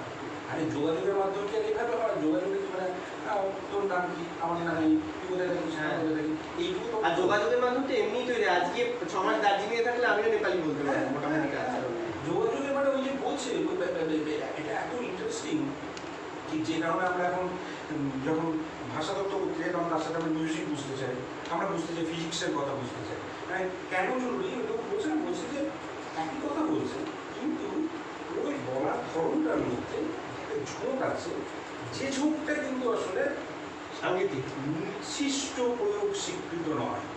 এই যে ঝোঁক মানে সেটা ফ্যাল করে চান ভালছে, ঠিক আছে, হ্যাঁ, বটে বা এবং না হলে এবং বলা, ঠিক আছে, হ্যাঁ, এই যে ঝোঁক, এই ঝোঁকগুলো কিন্তু আসলে কীভাবে বলতো, এই ঝোঁকগুলো আসলে আমাদের যে অনুভূতি থাকে, আমাদের যে ইমোশন থাকে, সেই ইমোশনগুলোর সাথে ডিরেক্টলি কানেক্টেড। শব্দগুলো নাই হতে পারে কিন্তু এগুলো কানেক্টেড, মানে যে কারণে দেখবেন আপনি কিন্তু আপনার শব্দচয়নটা বদলে ফেলতে পারেন, আমি বদলে ফেলতে পারি শব্দচয়ন, আমি অপর জিনিস বদলে ফেলতে পারি, কিন্তু আমার যে ভেতরের যে মর্মবস্তু, অন্তর্বস্তু, এটা কিন্তু দাদা চেঞ্জ করাটা অতটা সহজ নয়, ঠিক আছে? আর ওই অন্তর্বস্তুটাই হচ্ছে শিষ্ট প্রয়োগের গাত্রতা, ঠিক আছে? এবার তুই আমার মতো এবং কেন বলবি না, এবং কেন বলবি, হ্যাঁ, যে কারণে মফস্বল থেকে আমি ইউনিভার্সিটির অভিজ্ঞতা থেকে বলতে, মফস্বল থেকে বহু ছেলেমেয়ে প্রথমে কলকাতায় এসেই, যাদবপুরে এসেই তাদের চমকানো হয় বা তারা ঘাবড়ে যায়, ও মা এরকম করে কথা বলতে পারি না, তাহলে নিশ্চয়ই আমি তত লেখাপড়ায় ভালো পারবো না, আমরা নিশ্চয়ই আমি পেশ করে যাবো, কারণ আমার কিছুই এবং নেই। এটা দেখবি আবাহন মানে এটা যে কেবলমাত্র যে ভাষাভিত্তিক তা নয়, কালকে একজনের সাথে আলোচনা হচ্ছে, ঠিক আছে, তার বক্তব্য হচ্ছে সে তো একটু গ্রামের দিকে হয়, কলকাতার বাইরের তো, হ্যাঁ, বলতো না, সে বলছে না আমার না আসলে এই যে পড়াতে যেতে অসুবিধা হয়, ঠিক আছে, তখন তাকে আমরা বসে এইভাবে বোঝাচ্ছিলাম যে আচ্ছা তোর কিছু ওটাই অসুবিধা, কিছু অসুবিধা হয় বলতো, খুব অদ্ভুতভাবে বললো, হ্যাঁ, পরে কিন্তু হচ্ছে যাদবপুর প্রেসিডেন্সি এরকম জায়গায়, ঠিক আছে, হ্যাঁ, ওর আমি তো বড় ইস্যু বললো, আমার বেশ মনে আছে আমার কিসে অসুবিধা হয়, আর যেটা মনে আছে আমি প্রথম গেছিলাম না, নার্ভাস হয়ে গেছিলাম, বলছি কেন, বলছে আরে কোনটা একটা কোনদিকে খোলালে কি হবে, হ্যাঁ দিক থেকে মানে টয়লেট থেকে উপরে চেপে বসবো না নিচে চেপে বসবো, জল কি হ্যাঁ তেনা এইরকম মানে অদ্ভুত ব্যাপার আর কি, ঠিক আছে, হ্যাঁ, মানে আমার একটা নিজেরই অভিজ্ঞতা আছে, হ্যাঁ, প্রথম ফ্লাইটে চেপেছি, চেপে নিয়ে তো টয়লেটে ঢুকে পড়েছি, এবার ঢুকে পড়ার পরে ব্যবস্থা করতে গিয়ে বেরোবে, সেটা করতে গিয়ে ওই সাদা একটা বোর্ডের মতো ছিল, সেটাই কিনে খুলে ফেলেছে, ঠিক আছে, এটা আরো এখন এই মুহূর্তে খুব হয় যে বড় বড় শপিং মলগুলোর একদম মানে তাহলে এই কোনখানে অসুবিধা হাতটা নেই, পাততে হবে আর হ্যাঁ। কোনখানে অটোমেটিক্যালি জল পড়বে জল পড়বে। কোনটা যে আসলে কি কিছু বোঝা যায় না। তুই কিন্তু ওই দিকে হয় আমার এটি খুব ভালো লাগে এইটা মানে ওর অবজারভেশন গুলো খুব ইন্টারেস্টিং, হ্যাঁ, হ্যাঁ। মানে বড় বড় এই কোথাও খেতে যেতে গেলে, হ্যাঁ, নিচে গিয়ে হ্যাঁ, আমি মন্দির দিয়ে জল বা আমার সমস্ত বন্ধুরা যারা প্রথমে বিদেশের ইউনিভার্সিটিতে গেছে হ্যাঁ। সেখানে গিয়েই তো মানে 7 দিন চান করতে পারেনি এবং একটা চানের জায়গা করছে, হ্যাঁ। কারণ কোনটা দিলে যে সাগরের ধারার মতো বরফ জোরে পড়বে আমার গায়ে বোঝা যাচ্ছে না। এবং কোন একটা খুলে প্রচন্ড বেগে গরম জল পড়ে যাচ্ছে এবং প্রায় পড়ে যাবে আর পড়ার জন্য আর সে খুলতেই পারবে না সে জায়গা।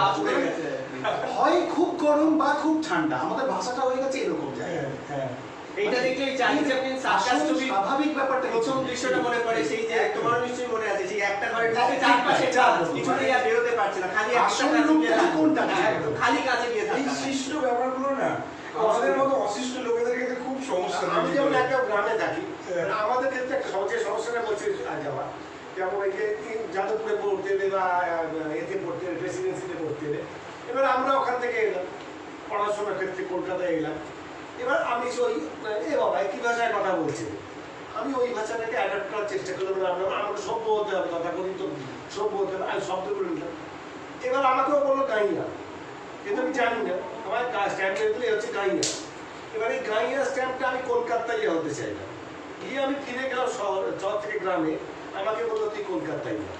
ঠিক, এবার আমি মাঝখান থেকে দাঁড়িয়ে আমি একটা গজকচ্ছ 30 তৈরি হচ্ছি, আমি দু জায়গাতেই খিস্তি খাচ্ছি, ঠিক শহরে আসছে আমার বলছে গাইয়া বলে গালাগাল দিচ্ছে, আর ওইখান থেকে যখন গ্রামে ফিরছি তখন কলকাতার কালচার শিখে এসছে, আমার মানে আমি এইগুলোকে বলি নব্য উদ্বাস্তু বা নয়ালি নারী, মানে আমি আসলে আমি আমার জমি হারিয়ে ফেলছি, আমার আমার জিনিস হয়তো আমাদের এনআরআইদেরও অভিজ্ঞতা এটা। হ্যাঁ হ্যাঁ হ্যাঁ তারা যখন ঘরে ফেরেন দেশে ফেরেন তখন তারা খুব বড় লোক বাবু, কিন্তু যারা তারা ফিরে যান ওই বিদেশটায় যেটা এখন তারা স্বদেশ করেছে, সেখান থেকে সেকেন্ড ক্লাসে এখন তো ভালো সুন্দর নাম আছে, পরিযায়ী বলে দিচ্ছে তারা, তাদের থেকে শব্দটা তো তাই আমাদের ক্ষেত্রে কাজ করে দিয়ে পরিযায়ী বলে দেওয়া। তবে জানেন আমি না পরবর্তী এই যে যেদিকটা যাচ্ছে, আমরা তো সবসময় পরবর্তী প্রজন্ম উচ্ছনে গেলার মতো বলি, আমি না ভাষার দিক থেকে দেখলে আমি এবার যখন ভাবি, আমি না এই কসমোপলিটানিজমটাকে আমি ভাষার দিক থেকে একটু পজিটিভ ওয়েতে দেখার চেষ্টা করি সময়টা কীরকম।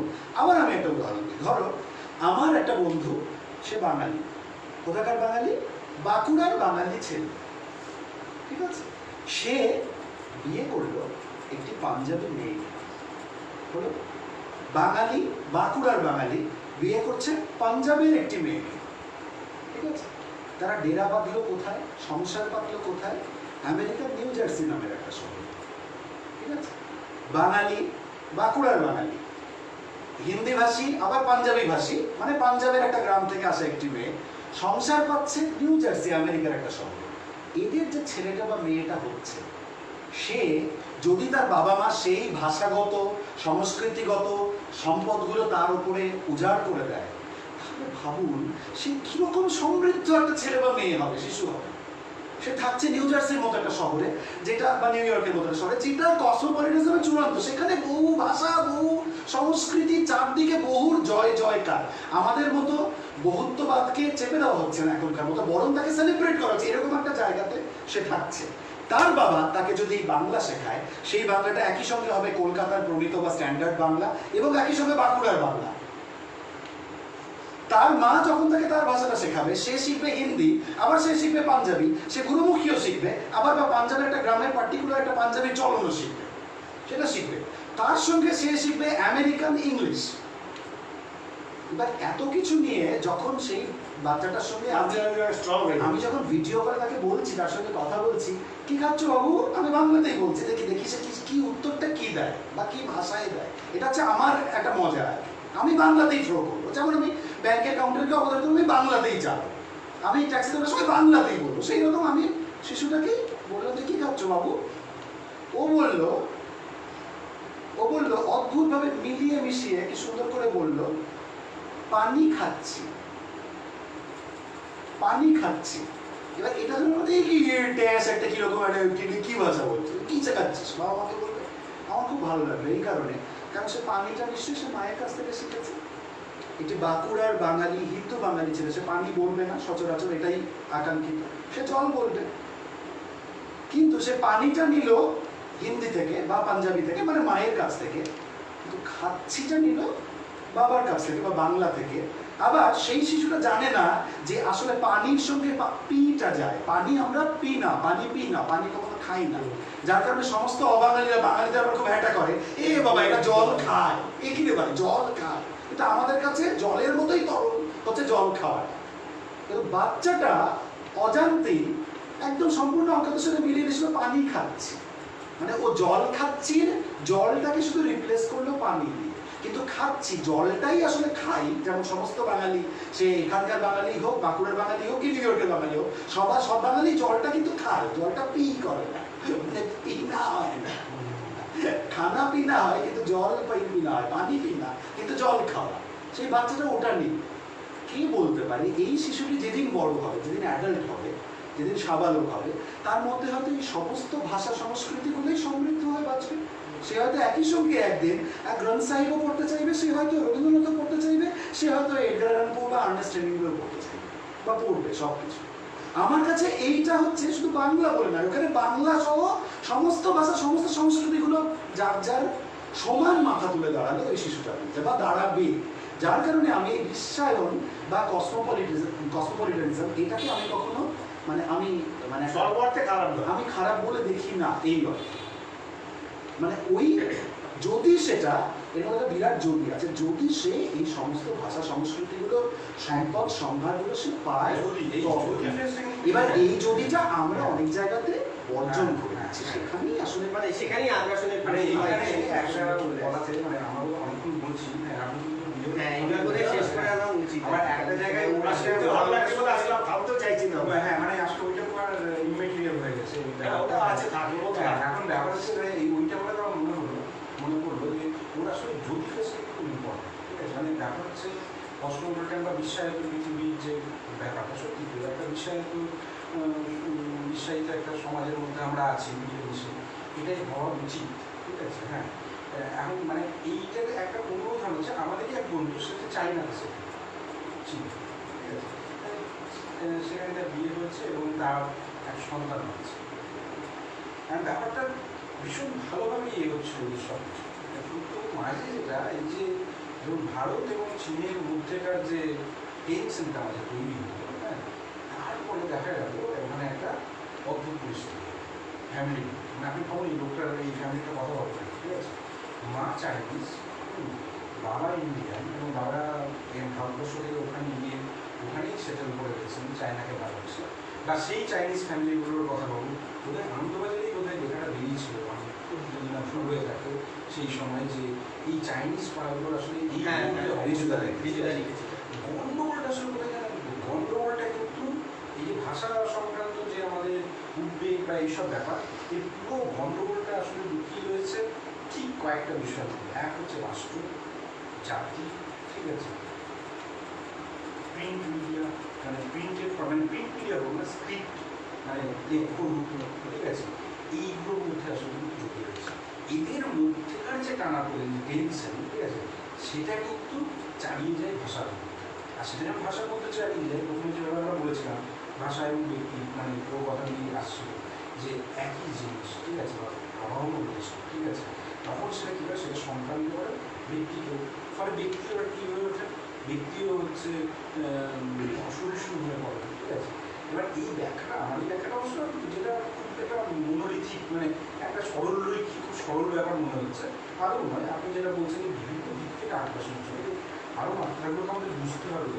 তো আমার মনে হয় এই বিষয়গুলো গল্পটা আসলে ওখানে, মানে বিশ্বায়িত ব্যাপারগুলো সত্যিই আমরা থাকতে চাই, ঠিক আছে, বিশ্ব ভ্রাতৃত্ববোধ সকলের মধ্যে থাকতে চাই, দেখো সবাই মানে যেটাকে সেই আমরা একটা সময় আপনার সঙ্গে কথা হয়েছিল ভাষার বাস্তুতন্ত্র বলে আমরা একটা কথা বলেছিলাম, যেটা এখন কিছুটা ফর্মালি ইকো লিঙ্গুইস্টিক্স বলে একটা ডিসিপ্লিন নিয়ে কিছুটা কাজও হচ্ছে, সেখান থেকে আমার মনে হয়েছিল। মানে আমিও এই কথাটা দিয়েই শেষ করতে চাই যেটা সমীরদা এবং শিশিরদা বললো আর কি, মানে এটা হচ্ছে যে যেখানে মৈথিলির প্রসঙ্গটাও এলো, যে এই যে ভাষাগুলোকে আমরা প্রায় পেছনের সারিতে ছেড়ে দিয়েছি, যেগুলো যে কোনো দিন হারিয়ে যেতে পারে, মানে কালের স্রোতে ভেসে চলেছে আর কি, তাকে আমাদের বাঁচিয়ে রাখারও কোনো দায় নেই, কিংবা তাকে মেরে ফেলারও কোনো দায় নেই, সেই নিজের মতো যাক, তার দিকে আমরা নজরও দেবো না, এইরকম আর কি, যেগুলোকে অনেক সময় লিটল ল্যাঙ্গুয়েজ বলা হয়। সেইগুলোর দিকে যদি আমরা একবার ফিরে তাকাতে পারি, যেভাবে আমরা বাংলার দিকে ফিরে তাকাচ্ছি, বাংলার দিকে ফিরে তাকিয়ে এরকমভাবে একটা আলোচনা করছি, সেই রকমভাবে যদি আমরা পুরুষ ভাষার দিকে ফিরে তাকাতে পারি, কিংবা সেরকমভাবে যদি আমরা চাই ভাষার দিকে ফিরে তাকাতে পারি, তাহলে বোধহয় আমাদের সামগ্রিকভাবে একটা ভাষার আলোচনা, যেখানে ক্ষয় অবক্ষয় ইত্যাদি সমস্ত প্রসঙ্গই আসবে, সেই আলোচনাটা সার্থক হয়।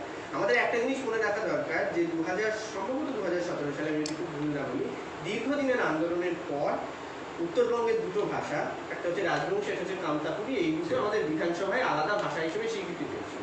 এর আগে পর্যন্ত গত 250 বছর ধরে গ্রিয়ারসন, তারপরে সুনীতিবাবু, এবং তারপরে যত ভাষা মানে ল্যাঙ্গুয়েজ সার্ভে হয়েছে আমাদের পশ্চিমবঙ্গে, সবসময় পশ্চিমবঙ্গে 5টা উপভাষার কথা বলা হয়েছে, এবং যার মধ্যে উত্তরবঙ্গে কামরূপী উপভাষা বাংলার একটা উপভাষা বলে বলা হয়। সেই কামরূপী উপভাষার অন্তর্গত করে দেওয়া হয়েছে উত্তরবঙ্গের এই সমৃদ্ধ অসংখ্য ভাষাকে, যেটার কথা সমীরদা একসময় একটু আগে বলছিলেন। কিন্তু সেই ভাষার দুটো ভাষা আজকে বিধানসভায় স্বীকৃতি পেয়েছে, এটা কিন্তু আমাদের কাছে একটা ভেবে দেখার মতো বিষয়, একটা নোট করার মতো বিষয়। হয়তো তার সঙ্গে মতবিরোধ থাকতে পারে কোনো ভাষাবিদের, কোনো ভাষাবিদ বলতে পারে না, তার ব্যাকরণগত সমৃদ্ধি এমন নয়, বা তার ব্যাকরণগত বৈশিষ্ট্যগুলো ধ্বনিতাত্ত্বিক রূপতাত্ত্বিক এমন কোনো বৈশিষ্ট্য নেই যাতে আমরা তাকে আলাদা ভাষা বলে চিহ্নিত করতে পারি, এটা টেকনিক্যালি ভুল হচ্ছে। কিন্তু তা সত্ত্বেও একটা ভাষা যখন উপভাষার এই মানে এই ছাতাটা ছেড়ে বেরিয়ে নিজের একটা স্বীকৃতি লাভ করতে পারে, তখন সেটা আমাদের একটা সেলিব্রেট করার মতো বিষয়, কারণ প্রত্যেকটা ভাষাই সমান মর্যাদায় এই সমাজে টিকে থাকুক, এটা আমরা চাই। এটা আরো ভালো করে বুঝতে পারবে, আমরা হয়তো বুঝতে পারবো না, কারণ আমরা বাঙালি, আমাদের ভাষাটা একটা রাষ্ট্রের ইন্টারেস্টের সঙ্গে সরাসরি জড়িত, ফলে আমরা একটা মেজরিটি এনজয় করার জায়গায় রয়েছি। কিন্তু যে কুরুক ভাষা হচ্ছে যার মাতৃভাষা, সেই ব্যাপারটা বুঝতে পারবে, কারণ সে প্রতিনিয়ত চেষ্টা করে যে করে হোক তার মাতৃভাষাটাকে বাঁচিয়ে রাখতে, চেষ্টা করে তার মাতৃভাষায় একটা প্রাইমার লেখা হোক, অন্তত আঁকাটা লেখা হোক, যাতে তারপরের প্রজন্ম অন্তত জানতে পারে যে হ্যাঁ, আমার বাপ ঠাকুরদার একটা ভাষা ছিল, যে ভাষাটা বাংলা ভাষা নয়। চাই ভাষা হচ্ছে মালদার একটা ছোট ভাষা, যেটা এখন বাংলার উপভাষা হয়ে গেছে, যদিও সেটা বাংলার উপভাষা না, সেটা স্বতন্ত্র ভাষা। চেষ্টা করছে গীতা অনুবাদ করা, তার কারণ হচ্ছে অনুবাদ সাহিত্যের মাধ্যমে আসলে অনেক ভাষাকে বাঁচিয়ে রাখা যায়। যদি সেই ভাষায় একটা গীতা থাকে, অর্থাৎ একটা প্রামাণ্য গ্রন্থ থাকে, তাহলে অন্তত সে বলতে পারবে 100 বছর বাদে, দেখো ভাই, আমার একটা ভাষা ছিল, যে ভাষায় কিন্তু একটা গীতা লেখা হয়েছিল, একটা গীতা অনুবাদ করা হয়েছিল, এই কাজটা হয়েছিল। সুতরাং যদি আমাদের বহুত্ববাদকে সেলিব্রেট করতে হয়, যদি আমাদের এই ভাষার লয় ক্ষয় এবং পুঁজির বিরুদ্ধে লড়াই করতে হয়, বা মাতৃভাষাকে বাঁচিয়ে রাখার সংগ্রামে লিপ্ত হতে হয়, কিংবা আমরা এইটা ভাবতে পারি যে একটা মানুষ সে বহু সংস্কৃতির আধার হয়ে উঠবে, সে একটা কম্পোজিট নেচারের একটা মুক্ত মনের উদার মানুষ হয়ে উঠবে, সমস্ত কিছুকে গ্রহণ করার সক্ষমতা তার মধ্যে থাকবে, তখন তার মধ্যে আসলে এই প্রত্যেকটা ভাষাকে নিয়ে বাঁচা, প্রত্যেকটা ভাষাকে দেখার চোখটা তৈরি হওয়া দরকার। এবং তার জন্য সমাজে এমন একটা সহিষ্ণু পরিবেশের প্রয়োজন, যেখানে প্রত্যেকটা ভাষা যে অন্তত অস্তিত্ব, অনস্তিত্ব নয়, সেই অর্থে অস্তিত্ব, এই অস্তিত্বটুকুর স্বীকৃতি রয়েছে। আমি একটা ছোট্ট মজার গল্প দিয়ে আমার এখানেই বলা শেষ করি, বাকিরা আরও বলতে পারেন। সেটা হচ্ছে যে আমি আজ থেকে 5 বছর আগে মোটামুটি সোশ্যাল লিঙ্গুইস্টিক ফিল্ড সার্ভে কাজ শুরু করি, তারপর থেকে প্রচুর কাজই করেছি গত 5 বছর। 2015 সালে নভেম্বর মাসে আমি প্রথম একটা সোশ্যাল লিঙ্গুইস্টিক ফিল্ড সার্ভে করেছিলাম শান্তিনিকেতনের কাছে একটা সাঁওতাল গ্রাম। এই সাঁওতাল গ্রামে একটা অদ্ভুত ফেনোমেনা দেখেছিলাম, সেটা হচ্ছে বয়স্ক যারা মানুষ, তারা প্রায় বাংলা বলতে পারেন না, তারা সাঁওতালি বলেন, বাইরের লোক গেলে কোনো রকমের মানে সাঁওতাল টানে একটু বাংলা বলে কমিউনিকেশনটা করে নিতে পারে। তারপরে যে জেনারেশন অর্থাৎ যাদের 40, 50, 55 এইরকম বয়স, তারা কিন্তু মোটামুটি বাংলাটা জানেন, আবার সাঁওতালটা খুব ভালো করে জানেন, কারণ তাদের লিঙ্গুয়া ফ্রাঙ্কা বা যোগাযোগের ভাষা সেটা হচ্ছে বাংলা। তারা হাটে বাজারে গেলে, স্কুল কলেজে গেলে, বন্ধু বান্ধবদের বাড়িতে গেলে, বা বেশি নয় 10 মিনিট বোলপুর শহরে গেলেও তার ওই সাঁওতাল ভাষা কেউ বোঝে না, সেখানে বাংলাতেই কথা বলতে হয়। ফলে সে জীবিকার টানে পেট চালানোর কারণে বাংলা ভাষাটা মোটামুটি শিখে নিয়েছে। কিন্তু আপনি যদি ইয়াঙ্গার জেনারেশনের সঙ্গে কথা বলেন, যাদের বয়স 8, 10, 12, 14, 16, এই বয়সী ছেলেমেয়েদের সঙ্গে যদি কথা বলেন, তারা ঝরঝরে বাংলা বলছে এবং তারা চেষ্টা করছে সাঁওতাল না বলতে। ও দরকার নেই সাঁওতাল বলা, বাংলাটা তো বলতে পারি খুব ভালো। কেন? তার কারণ হচ্ছে সে যে স্কুলে লেখাপড়া করছে সেখানে বাংলা ছাড়া আর কোনো মাধ্যমে লেখাপড়া করা হয় না, বাংলাটাই একমাত্র মাধ্যম।